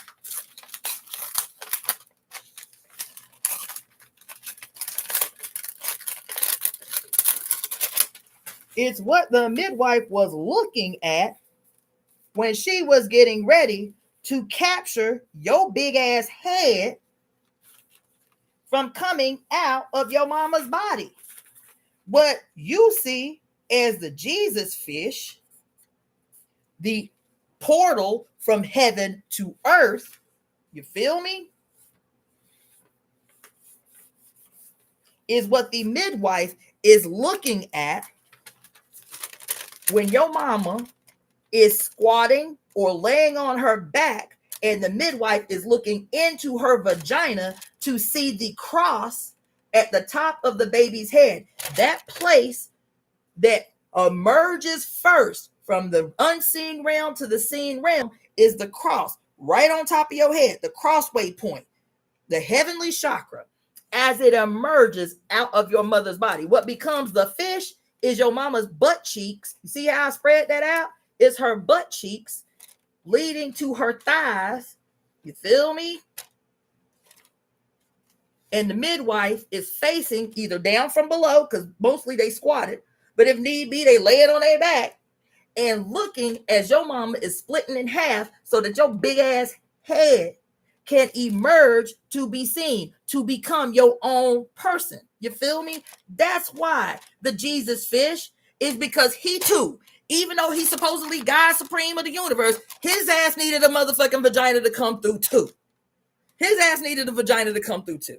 And the problem with the story of Jesus is that in pre-Christian iconography, they understood that God could only be born from a God, that God could only give birth to God. And the only way that she could do that was through this process of transforming abstract abundance of the universe and condensing it into a material force that is still God, that is still as much God as it was when it was out in the ethos, is still as much God in the flesh. This is the process. So this is the process of the gate being the fish, the portal that allows mass, radical, boundless abstraction to be condensed into an idea that is perceptible to all. Yo ass sitting here watching. The other direction of the portal, the two-sided portal or the two-sided gate, is when you, particularly as male, because the story always revolves around the mother and the son. You understand that you as son, once you are born into the flesh, you still have the opportunity to revisit heaven through the other swinging side of the gate, back through in sexual union with your mother. When it says that, when all of these stories from around the world talk about the mother who gave birth to the son who then became her lover, it is not a story of incest. It is a story of the continual nature of female humans, that females are always considered a singular, all females, all people born with uteruses are considered a part of an unbroken line from the first mother. And that's about genetics. That's not about anybody getting in their feelings or anything like that. It is about the scientific aspect of what they, at that time, and what science even says is that when we give birth to female humans, that is more reminiscent of the cloning process when females were parthenogenic, asexual, spontaneous procreators. That's what they're talking about. And then these stories emerged as an observation of a very scientific phenomenon. You feel me? And so when these stories everywhere, including the Bible, talk about the mother who gave birth to the son and her son became her lover, the reason the son became her lover is because her daughter is her. Do you see what I'm saying? It's not a story about incest. It is a story about the divine nature of females giving birth to females, and that being a representation of an unbroken line of the transference of mitochondrial DNA. So whenever a man has sex with any female, he is having sex with his mother. He is making love to his mother. Ancestrally, metaphorically, and philosophically, mythologically, that's what these stories were about. So the two-sided gate, the gate coming down from heaven to earth, is the fish. The gate going up, experiencing heaven in the material world, experiencing heaven in fleshly form. These iconographies were about the man having the capacity to become his God self in the flesh, that this is most easily accomplished through the two-sided portal when he engages in sexual activity for spiritual enlightenment with a daughter of the mother. Okay, now I'm not talking about sexual preference or anything like that. I'm talking about the iconography and the mythology that gives rise to the vagina as the two-sided portal. And when a male is engaged in intercourse with a female, this version of the what was the fish, it's only the fish that gives birth. It is the open mouth of the serpent that envelops. Do you understand?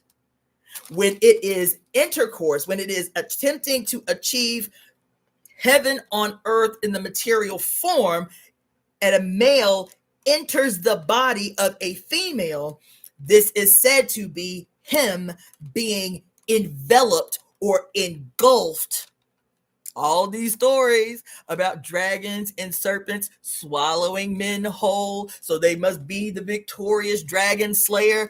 That's what this shit is based on. That her birth canal, that her vaginal canal was seen as the open mouth of the serpent, she who envelops, she who she who envelops, she who entombs, she who devours her children. Oh, but y'all ain't in the room today. Y'all ain't up in the room today.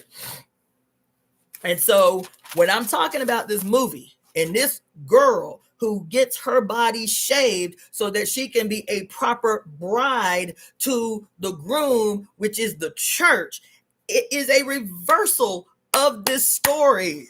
It's a reversal of this story. Because in this story, in order for your ass to be sitting here listening to me tell you this, teach you this, in this story, guess what has to happen?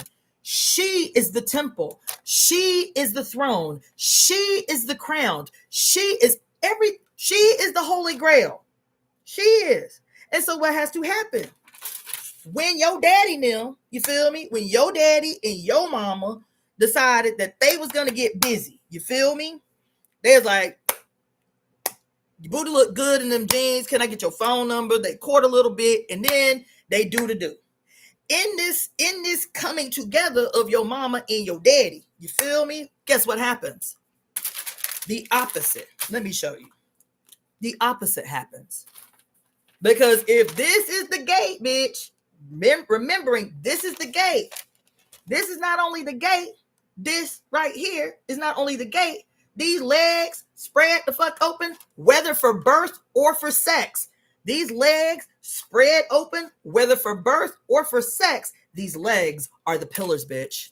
These legs are the pillars. Her open legs to either to deliver from heaven or to receive up into heaven. Her legs are the left and right pillars. Mimicked and stolen by Jews, by Judaism, by Islam, by the church, by Krishna, by Buddha, name them. Anytime you're talking, because what does she say here? Every ancient culture, every ancient culture saw that women were the original pillars.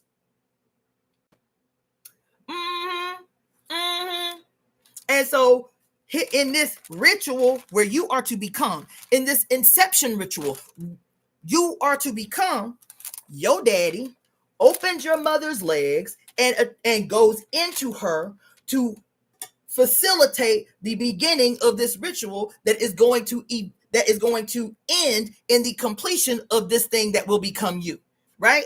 And in this process, he does what? He comes to her.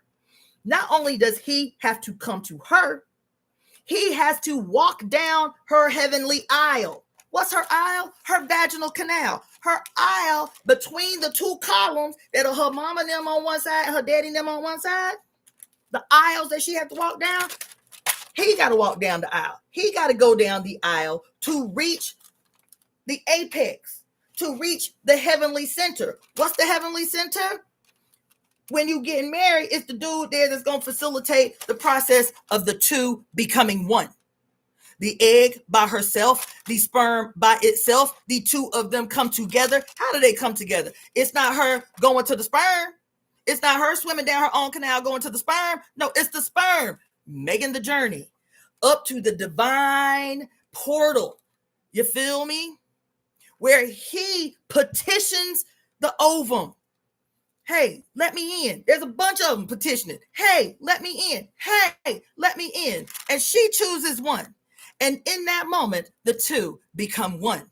He goes to her. And so in the flipping upside down, in the turning inside out, in the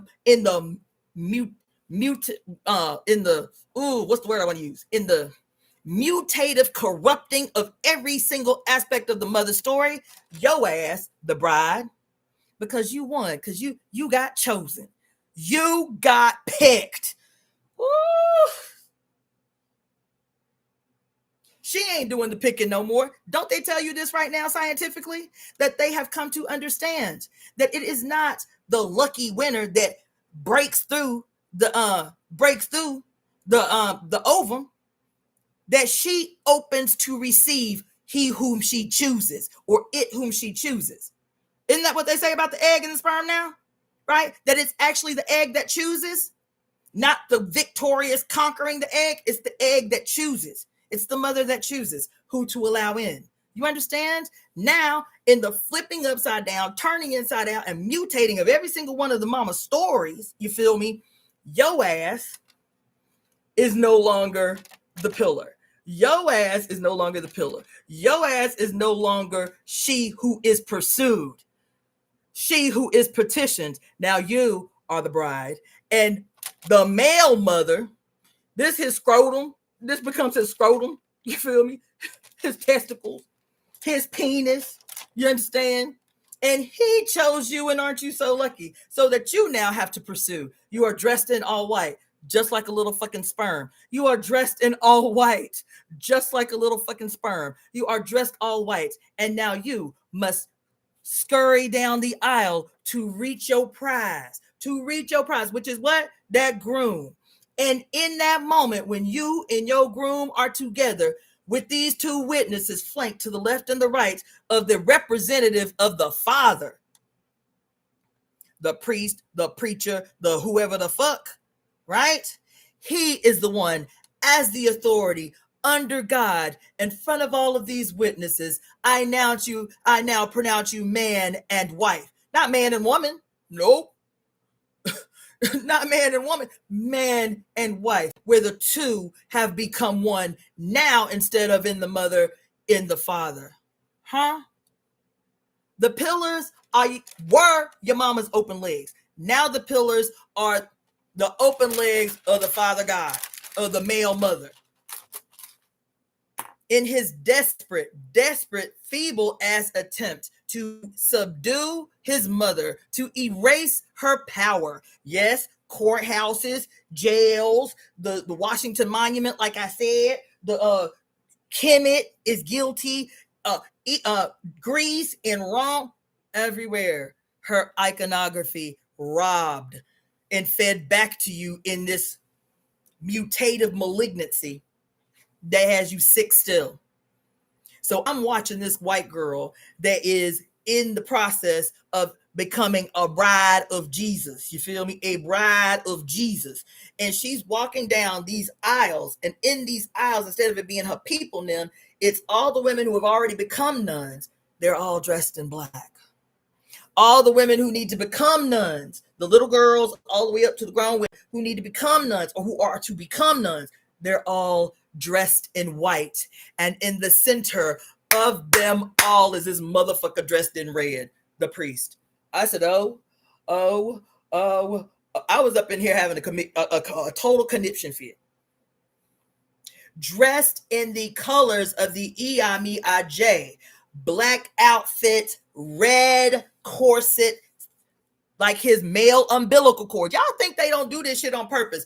Dressed in all black with a big old giant thick ass red sash with a long piece hanging down to his feet with his white collar, dressed as the personification of the male Iami-Aj child. Woo! This shit had me up in my feelings last night.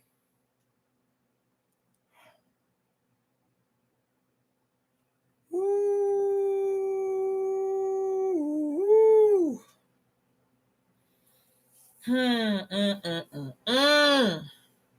You hear me? Y'all in these comments, god damn it. I'm just telling you, when I say it's always right here in your face, they be making it all mystical in the Illuminati, in the secret societies of the this and the that. And the child, it is right here. Right is like literally touching the tip of your nose. Is that why they is it because we have Negro noses that they chopped off all the noses of all the people? Or is it like a metaphor for the nose? Hold on, let's see what Barbara Walker got to say about the nose. Because it wasn't just black people noses they were chopping off like that. There's got some Greek, some of Greek and Roman statues with the nose chopped off. Why they chop the noses off all these buildings? Let me just see what she got to say about this nose. Because when that dude told us, when I was talking to y'all about a month ago, and I was like, He said that Jesus said that the only way to become truly immortal is what? One thing. The only way to become truly immortal is to recognize what is always right in front of your face. That's what Jesus said. That's what Jesus said. All that other shit y'all doing, that's cute. But he said, if you really want to be immortal, always recognize what is right in front of your face. Is that why they chopped off all the noses? I'm curious. I'm curious. I know I'm being real hood up in here with y'all, but I'm up in my feelings on this Pisces new moon of 2025 that has been handing us our whole ass. I'm just saying. Let me see what you got to say about the nose up in here. You feel me? I'm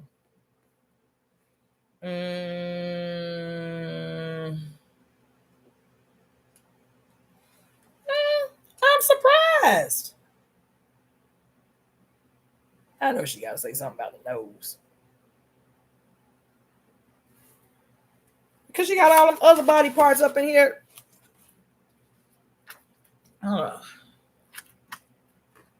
Planets. Okay, body parts. Let's see.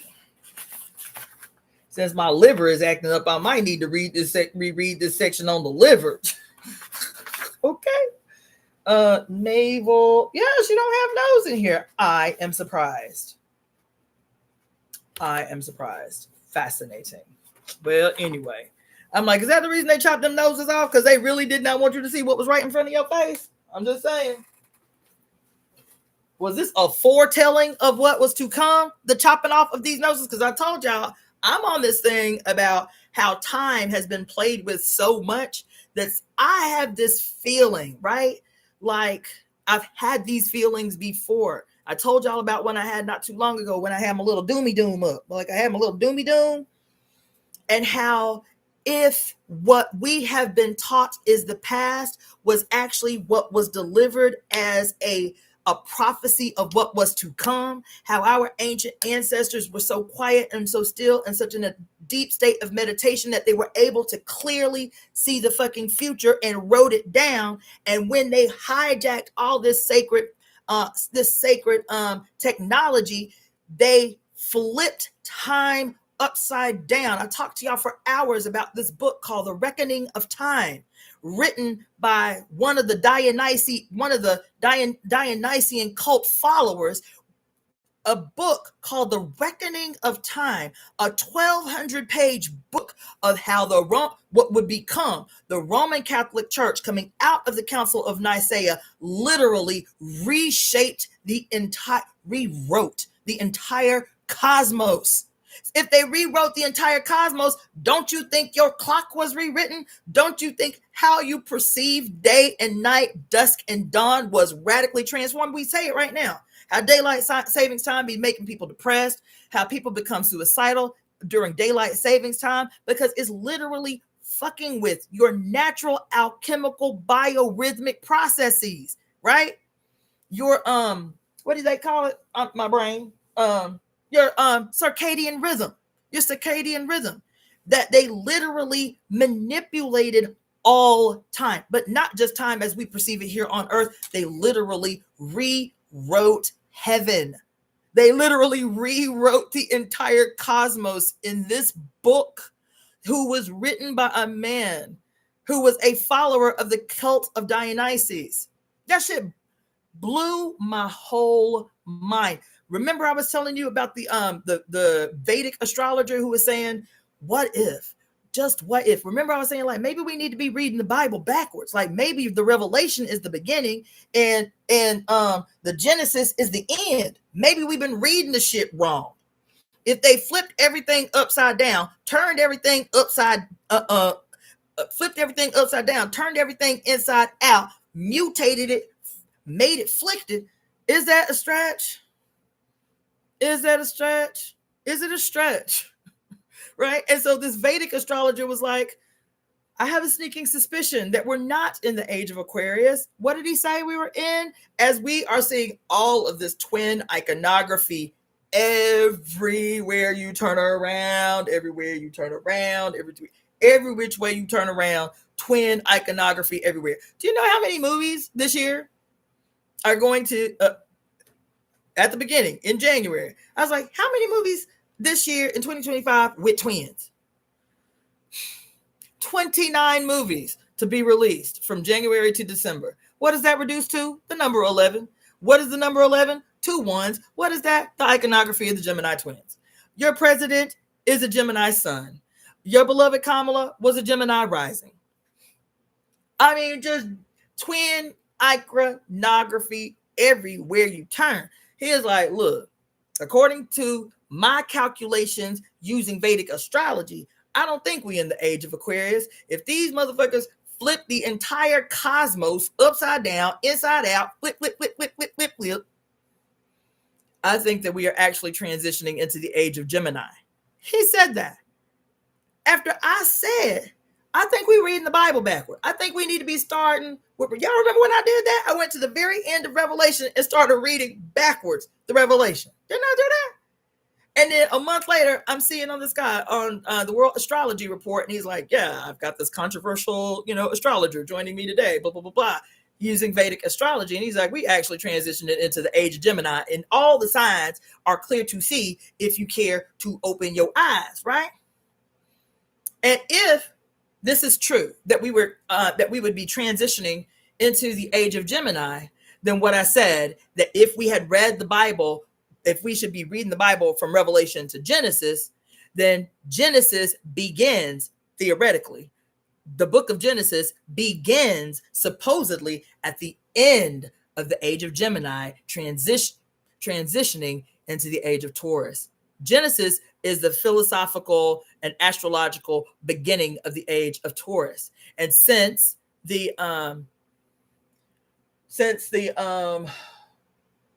precession of the equinoxes goes backwards, like our annual year goes Aries, Taurus, Gemini, it goes counterclockwise. But if you're talking about the ages, our transition from sign to sign, where the age every 2100 years, then it would go clockwise. So we would be transitioning into the age of Gemini. You see what I'm saying? If we were reading the book, the Bible, from Revelation to Genesis, we would be transitioning out of the age of Taurus and into the age of Gemini. That's not the perspective he taught it on. He taught it based on Vedic astrology. But I'm telling you, just a month before that, I was like, maybe we reading the book wrong. Maybe we need to start at the back and go to the front. And then he says, yep, that's about right. Because we actually transitioned it into the age of Gemini, not the age of Aquarius. I said, oh. And then I'm going to drop one last thing on y'all, and then I'm going to get the hell up off of here.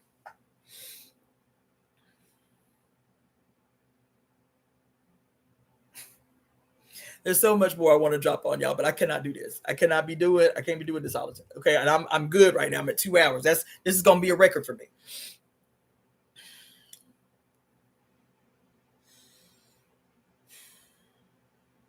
So there's something else I want to drop on y'all. Right.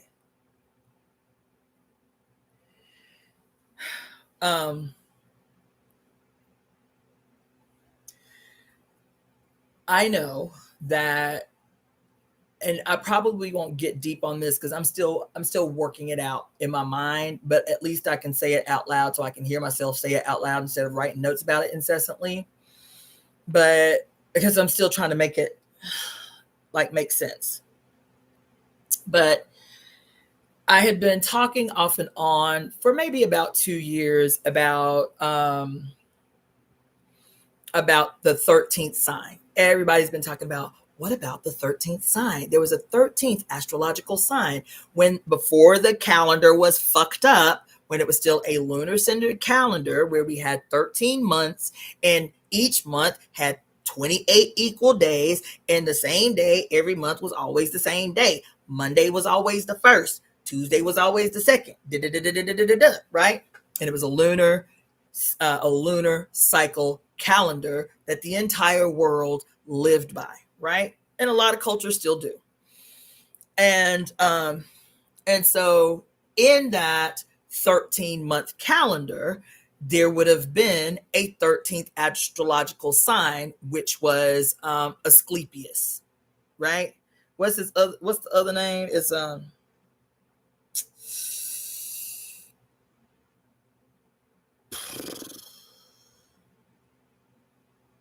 Child. I can't even front like I know which book it's in. Somebody tell me. Somebody tell me what the is. Asclepius is who the 13th house or the 13th sign is named after. It's Asclepius, Ophiuchus, or Ophiuchus. Most people call it Ophiuchus or Ophiuchus. Okay, that's the 13th sign.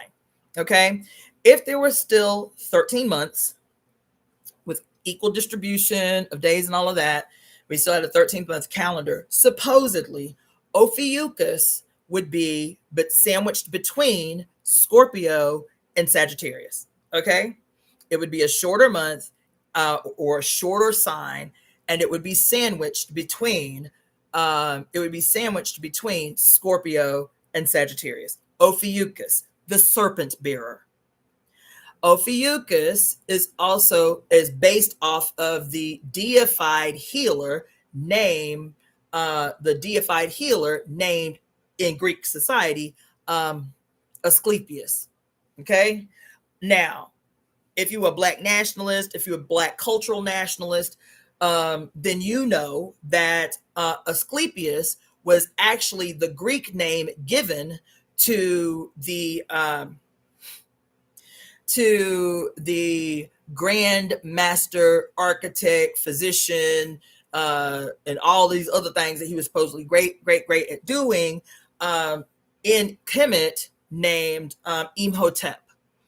Imhotep, at least the story goes, is that Imhotep was born as a regular person, as a commoner, who was at a very young age, I think the age of 12, became a master architect and brought into the pharaoh's palace, and where he became a master healer, a master architect, this and that. Supposedly he was the one that drafted the architecture for the first step pyramids and Kemet, so on. And even though he died of a young age, his quote impact, his intellectual impact was so profound that he was deified. He was deified in both Kemetic and Greek society. As a matter of fact, Hippocrates, who we call the father of modern medicine, says, "I am a child of Imhotep," who existed about 3,000 years before Hippocrates, but whatever. He was still studying the works of Imhotep. So Asclepius is Imhotep, okay? Supposedly this human who had made such a contribution to human society that when he died, he was deified and given a constellation in heaven, okay? The reason I'm mentioning this is because, like I said before, Ophiuchus, which is the constellation that is represented by this story of this person who becomes deified and placed in the constellation, is known as not get down, sir. What do you want? No, I don't care that you're being cute. You do too much. Come on, fatty. So anyway, it's always him, y'all. Y'all don't ever see the other two just up on me all the time. It's always him.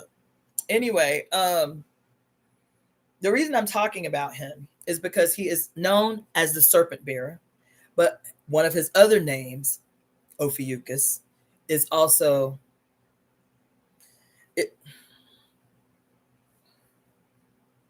boy. Why can't you just chill when you up here? You always got to be showing off. Like, why can't you just chill? Oh, here, sit here, because you're doing too much. Here, sit up here. You want to sit up here? You ain't little no more. Go on. You got to go. I'll pick you up when I'm done. Go on. Anyway, his other name, let me say their other name, is also the light bearer. The light bearer. I'm gonna put this out loud because I've been sitting with it for a lot. The way that this constellation, the actual star system, Ophiuchus, works, and the reason that they call it the serpent bearer. Now, I'm talking about astronomy now, not astrology and not mythology. I'm talking about the science of the star system known as Ophiuchus. Okay, The reason that they call it the serpent bearer is because instead of it being like or functioning like a fixed house, Ophiuchus, I need to do a little bit more study on it. But the general synopsis is unlike the other constellations, which tend to appear fixed, Ophiuchus is the only one that appears to move like a serpent in and out of all the signs. Do you hear me? It is the only constellation that appears to move in and out like a serpent through all the constellations, through all the houses. So it was not just a fluke that it was the one chosen to be excised out of the constellation that we know with the 12 houses and the sun in the center. At the time that Ophiuchus was acknowledged as the 13th house, we around the world were living by a cyclically harmonious lunar calendar cycle. And at the time that sun-centered solar deity worship began to slowly be established around the world, shifting from a lunar-centered cycle to a solar-centered cycle, that Ophiuchus, because of its serpentine movement, weaving in and out of every single solitary sign, is why it had to be completely excised, because it would be too obvious of this particular constellation's impact on your life every day. What do I mean by that? Because what is Ophiuchus? It's not only the serpent bearer. Ophiuchus is the serpent. Why is that important? Every mythology that you have seen about all the houses have snakes in them. Think about it. Think about Aries, right? Who, before he was Aries, was Apollo. Why is Apollo important? Because in order to, quote, receive the secrets of divination, he had to slay the mother's primordial serpent that held watch, that held people at bay at the oracles of Delphi. He had to slay the serpent, right? Leo, right? Who is Leo? Samson. Who is Leo? Who else? Hercules. Who else? Who is Leo? Leo, as an archetype, have all of these mythological characters, these sun hero characters, each one of whom. So Hercules is the one we're most familiar with, right? Like 5 of Hercules' 12 labors, 5 of them, he had to slay some serpent or some serpentine-esque entity, some entity that was a direct icon of the goddess. Who else? Ogun, who is I already talked about that. Aries. Who else?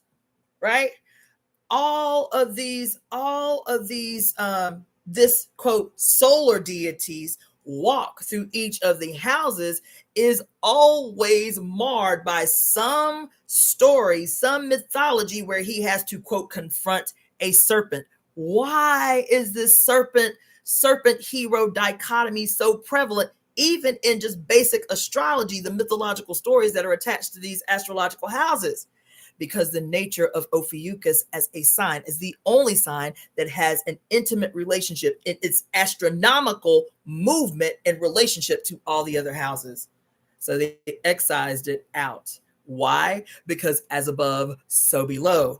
As within, so without. So if you can look up into the stars and study and see the nature of how this particular sign behaves so differently than all of the other signs, and the specific relationship that this particular sign had to a very real period in human history where people all over the globe saw the serpent and the mother as synonymous. Do you see? Lunar deity, lunar-centered societies being synonymous with matrilineal, matriarchal, matrifocal societies where all lived harmoniously in cyclical unity with the earth and with Venus and with the moon, that in order to to cast a fucking global spell of amnesia on human beings, you have to vilify the mother. Who is the mother? The serpent. Who is the mother? The snake. Who is the mother? The dragon. Always, always, always, always, always. Who is a representative of the mother all the time? The birds. That's why the birds are vilified. Remember what I read to y'all just 2 days ago about all the bad birds?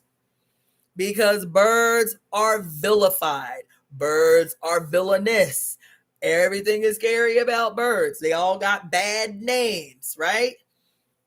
Because of this primordial iconography that also existed in every single culture. There's not a culture on earth where there is not a harmonious union between the bird, the winged, and the serpent, right? Whether that's in South America or Central America or Native America, whether it's in Africa, you always see the winged serpent, the flying serpent, the harmonious union of the serpent and the winged.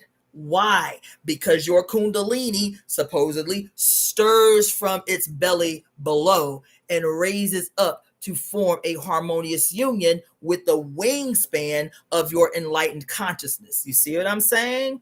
So as above, so below, as within, so without. These animals become a mere reflection of what exists within us. Not only exists within us, without us, looking up at the heavens and seeing how this serpent, the serpent bearer, and the light bringer. Ophiuchus is the light bringer. Do you understand? What you can see happening in the heavens, you can actually identify in your body. So whether you're calling it metaphysical shit like the kundalini rising up to meet the wingspan of the consciousness and enlightenment and all of that shit, or whether you call it the craniosacral fluid that through undulation moves up and down the spine from the brain to the sacred sacrum and back again. Through each one of the gates of the spine, what you call the root chakra and the navel chakra and the solar plexus and the heart chakra and the throat chakra and the third eye and the crown chakra. In reverse, when your ass is being delivered from heaven into the material realm, enlightenment also happens. You go from darkness, you go from the deep, dark, watery abyss that is your mama's uterine water, and your crown chakra is the first thing that is enlightened based on this thing right here, this little cross. The first thing that, quote, is literally, technically enlightened. When you go from the dark abyss to emerging out of the water, something new, you feel me? Your head, if you're lucky, your head, if somebody hasn't intervened in your process, is the first thing to, quote, be enlightened. It is the first thing to detect light. And as you slowly climb out your mama's body, one by one, each of your chakras descending, not going up, descending. Each one of your chakras is being enlightened. Third eye, enlightened, because you done came out your mama's vagina. You slowly, oh shit, I lost my nose ring. Throat chakra, enlightened. Heart chakra, enlightened as you squeeze out your mama body. Solar plexus, enlightened. Navel chakra, enlightened. Root chakra, enlightened. All the way until the feet come out. The lotus of your feet coming out of your body, representing the moment. Your feet emerging, representing the moment that you have become fully enlightened. That's why I keep telling y'all, all these motherfuckers talking about, boy, ooh, you're gonna make me squish you. All these motherfuckers talking about the up and up and up and up and up and up and up. We have to ascend. We have to ascend. Child. The chakras have to raise. The kundalini has to rise. Okay. The kundalini goes in more than one direction. And I'm talking science. I'm not talking about metaphor. The kundalini goes in more than one direction. And it can do multiple things at multiple times. You feel me? But anyway, man, damn it. Boy, you just stay in the way. Go play somewhere. Ain't you got some shit to play with? Anyway, you've already achieved enlightenment. At least one time that can give you an example of how to achieve it again. Your main enlightenment, your introduction to this world. But guess what? Guess what? Guess what? You achieve enlightenment every day. What do you want, child? Why are you hollering at me? You achieve enlightenment every day. Little baby. Why are you being so cute? You achieve enlightenment every day. You go into the darkness of the mother's embrace every night when you close your eyes to go to sleep for 8 hours. And every morning when your eyes open to greet the sun, you are enlightened. When I say everything is right, recognize what is always right in front of your face. Get your calls off me. Always recognize what is right in front of your face. You are reproducing your birthing story every single day. Yep. There are moments where it's more magnanimous, right? You accomplish something that started out as an idea in your mind. That's the inception ritual. Just like your dad delivering his sperm to your mama. That's the inception part of the ritual. That's the bing, the bright light that pops in your head when you have an idea. That's the inception. That's the inception ritual. And then all of the behaviors, all of the activities, all of the tasks that you fulfill on a regular basis until this, quote, thought becomes a thing. That is the gestational period. All the action, all the planning, all the things that you do in the meantime. And then when the idea that you had that just seemed like to come from out of nowhere becomes this thing that you can look at in the material world, you males too are birth givers. And instead of being envious of your mother's ability to generate a person out of your body, you fail to recognize that you too are reproducing this ritual that she blessed you with every day, if you care to look. That she is literally giving you all the power of creator that you don't appreciate, that you don't say daily thanks for, that you just say, oh, well, that's, just what we do. You feel me? Anyway, I'm done. I'm hungry and my brain is tired now. And I promise, I promise that when I continue to read this book that I started out by reading to you, but I'm telling you, today was a day of days. Today was a day of days. Today was a day of days. I could tell you so much more about what happened today and y'all would not believe me. Today was a day of days. But I will say this, that I promise to make a concerted and valiant effort to only read the book when I read the book. I promise to give it a valiant and disciplined effort to not digress too much while reading the book. Okay? That's all I can do is promise to try. Boy, you're doing too much. That's all I can do is promise to try. Okay? And since my freaking cat, and it's always only him that want to throw a temper tantrum when I'm up on here working, is dying for freaking attention, I'm gonna go ahead and get up off of here and shift gears because I still got 10,000 things to do before Saturday. So again, if you want, my name is Cassandra Faye Floyd, also known as the Daughter of the Fates, founder of the Temple of Evolutionary Emergence. Check your Etsy tonight and tomorrow because again, I will be dumping a bunch of new stuff on my Etsy store. I'm going to really be trying to do that every day. I got a ton of stuff I still got to post up on there. So support the temple by supporting the Etsy store. Go to etsy.com and just put Daughter of the Fates, Fates, into the search engine to find all of the dope stuff that I have listed in my Etsy store. That's one way to support. Book a reading, book a 5 Elements Wellness consultation by emailing me at evoemetemp@gmail.com.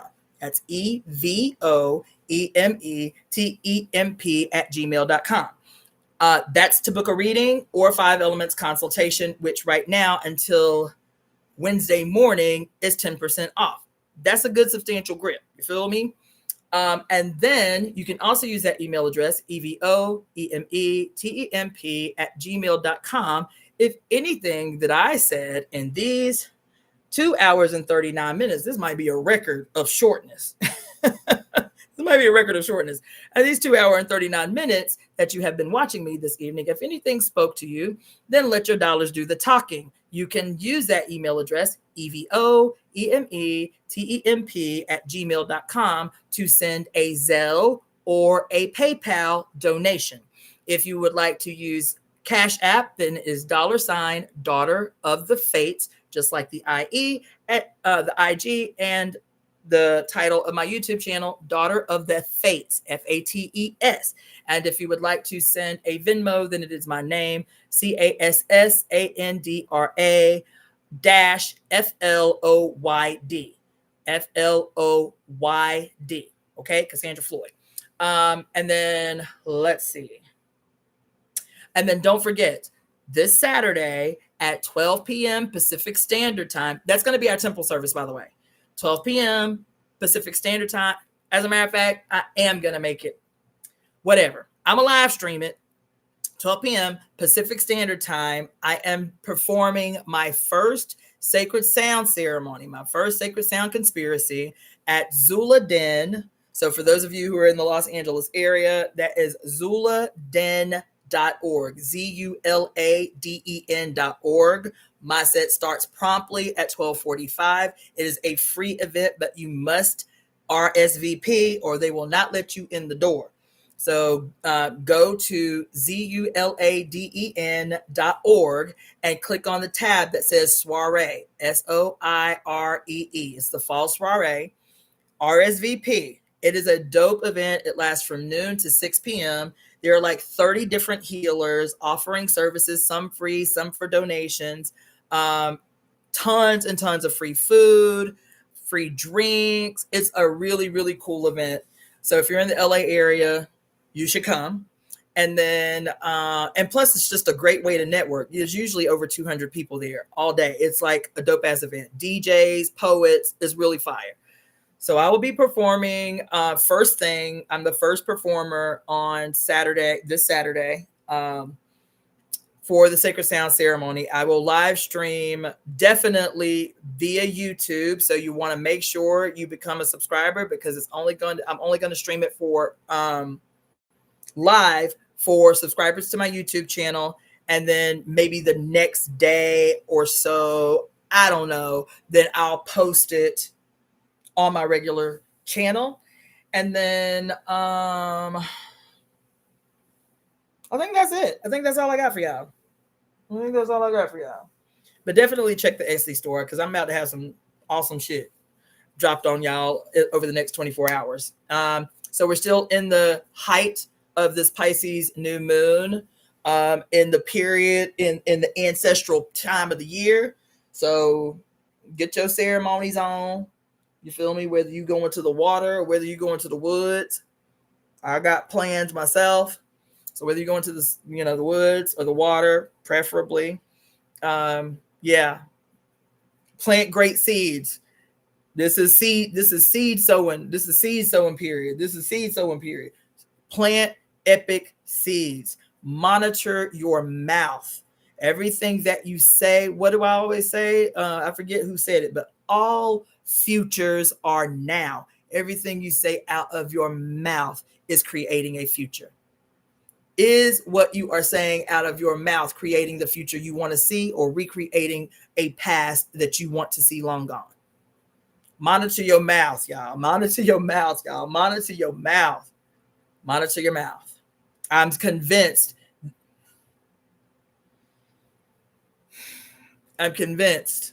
that because this new moon was the reason that this No King's Day all over the globe and all over the country was happening. And I got some opinions about it that maybe I will reserve for another day if I say anything at all.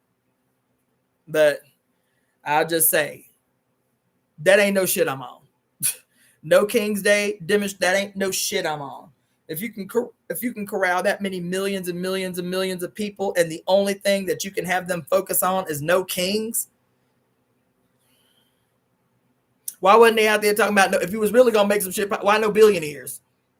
No billionaires day. You know what I'm saying? Bitch, what? Anyway, I don't want to digress, but no, that ain't what we are we trying to create no kings?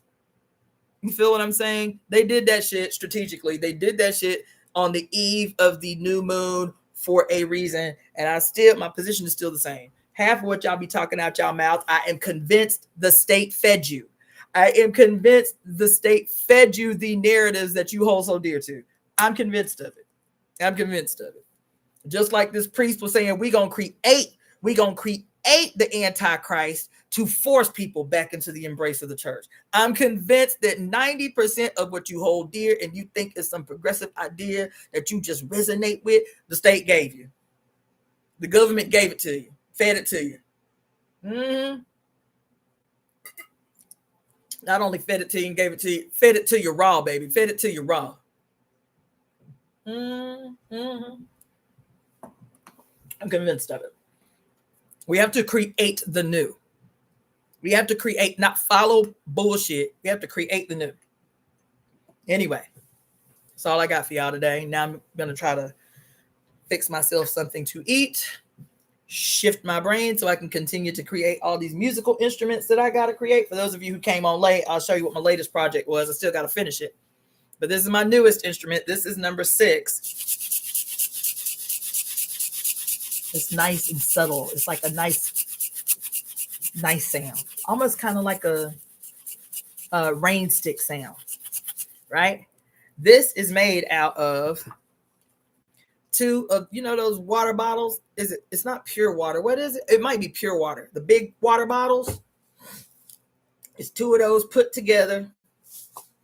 This piece of metal thing I found on the side of the road while I was walking. I cut 2 holes in the tops like that. 2 holes in the bottle top to fit the pole up in there. And then before I put the top one on, I filled it full of quinoa. See that? Rainbow colored quinoa to give it my sound. And then I covered it with some very Oshun-esque peacock material, bound it in Oshun gold, and then on the other side I got to do the other side, but it's going to be the hemp with the little cowrie shell for JJ center, you feel me? And then because Oshun loves pennies and her number is the number 5, I got 5 pennies on the base. There you go. And then I still got to figure out how to hide the sutures, hide the stitches where I placed it together. But there you go. Latest sound maker. And for those of y'all who don't know what I'm talking about at all, this was the previous one I finished.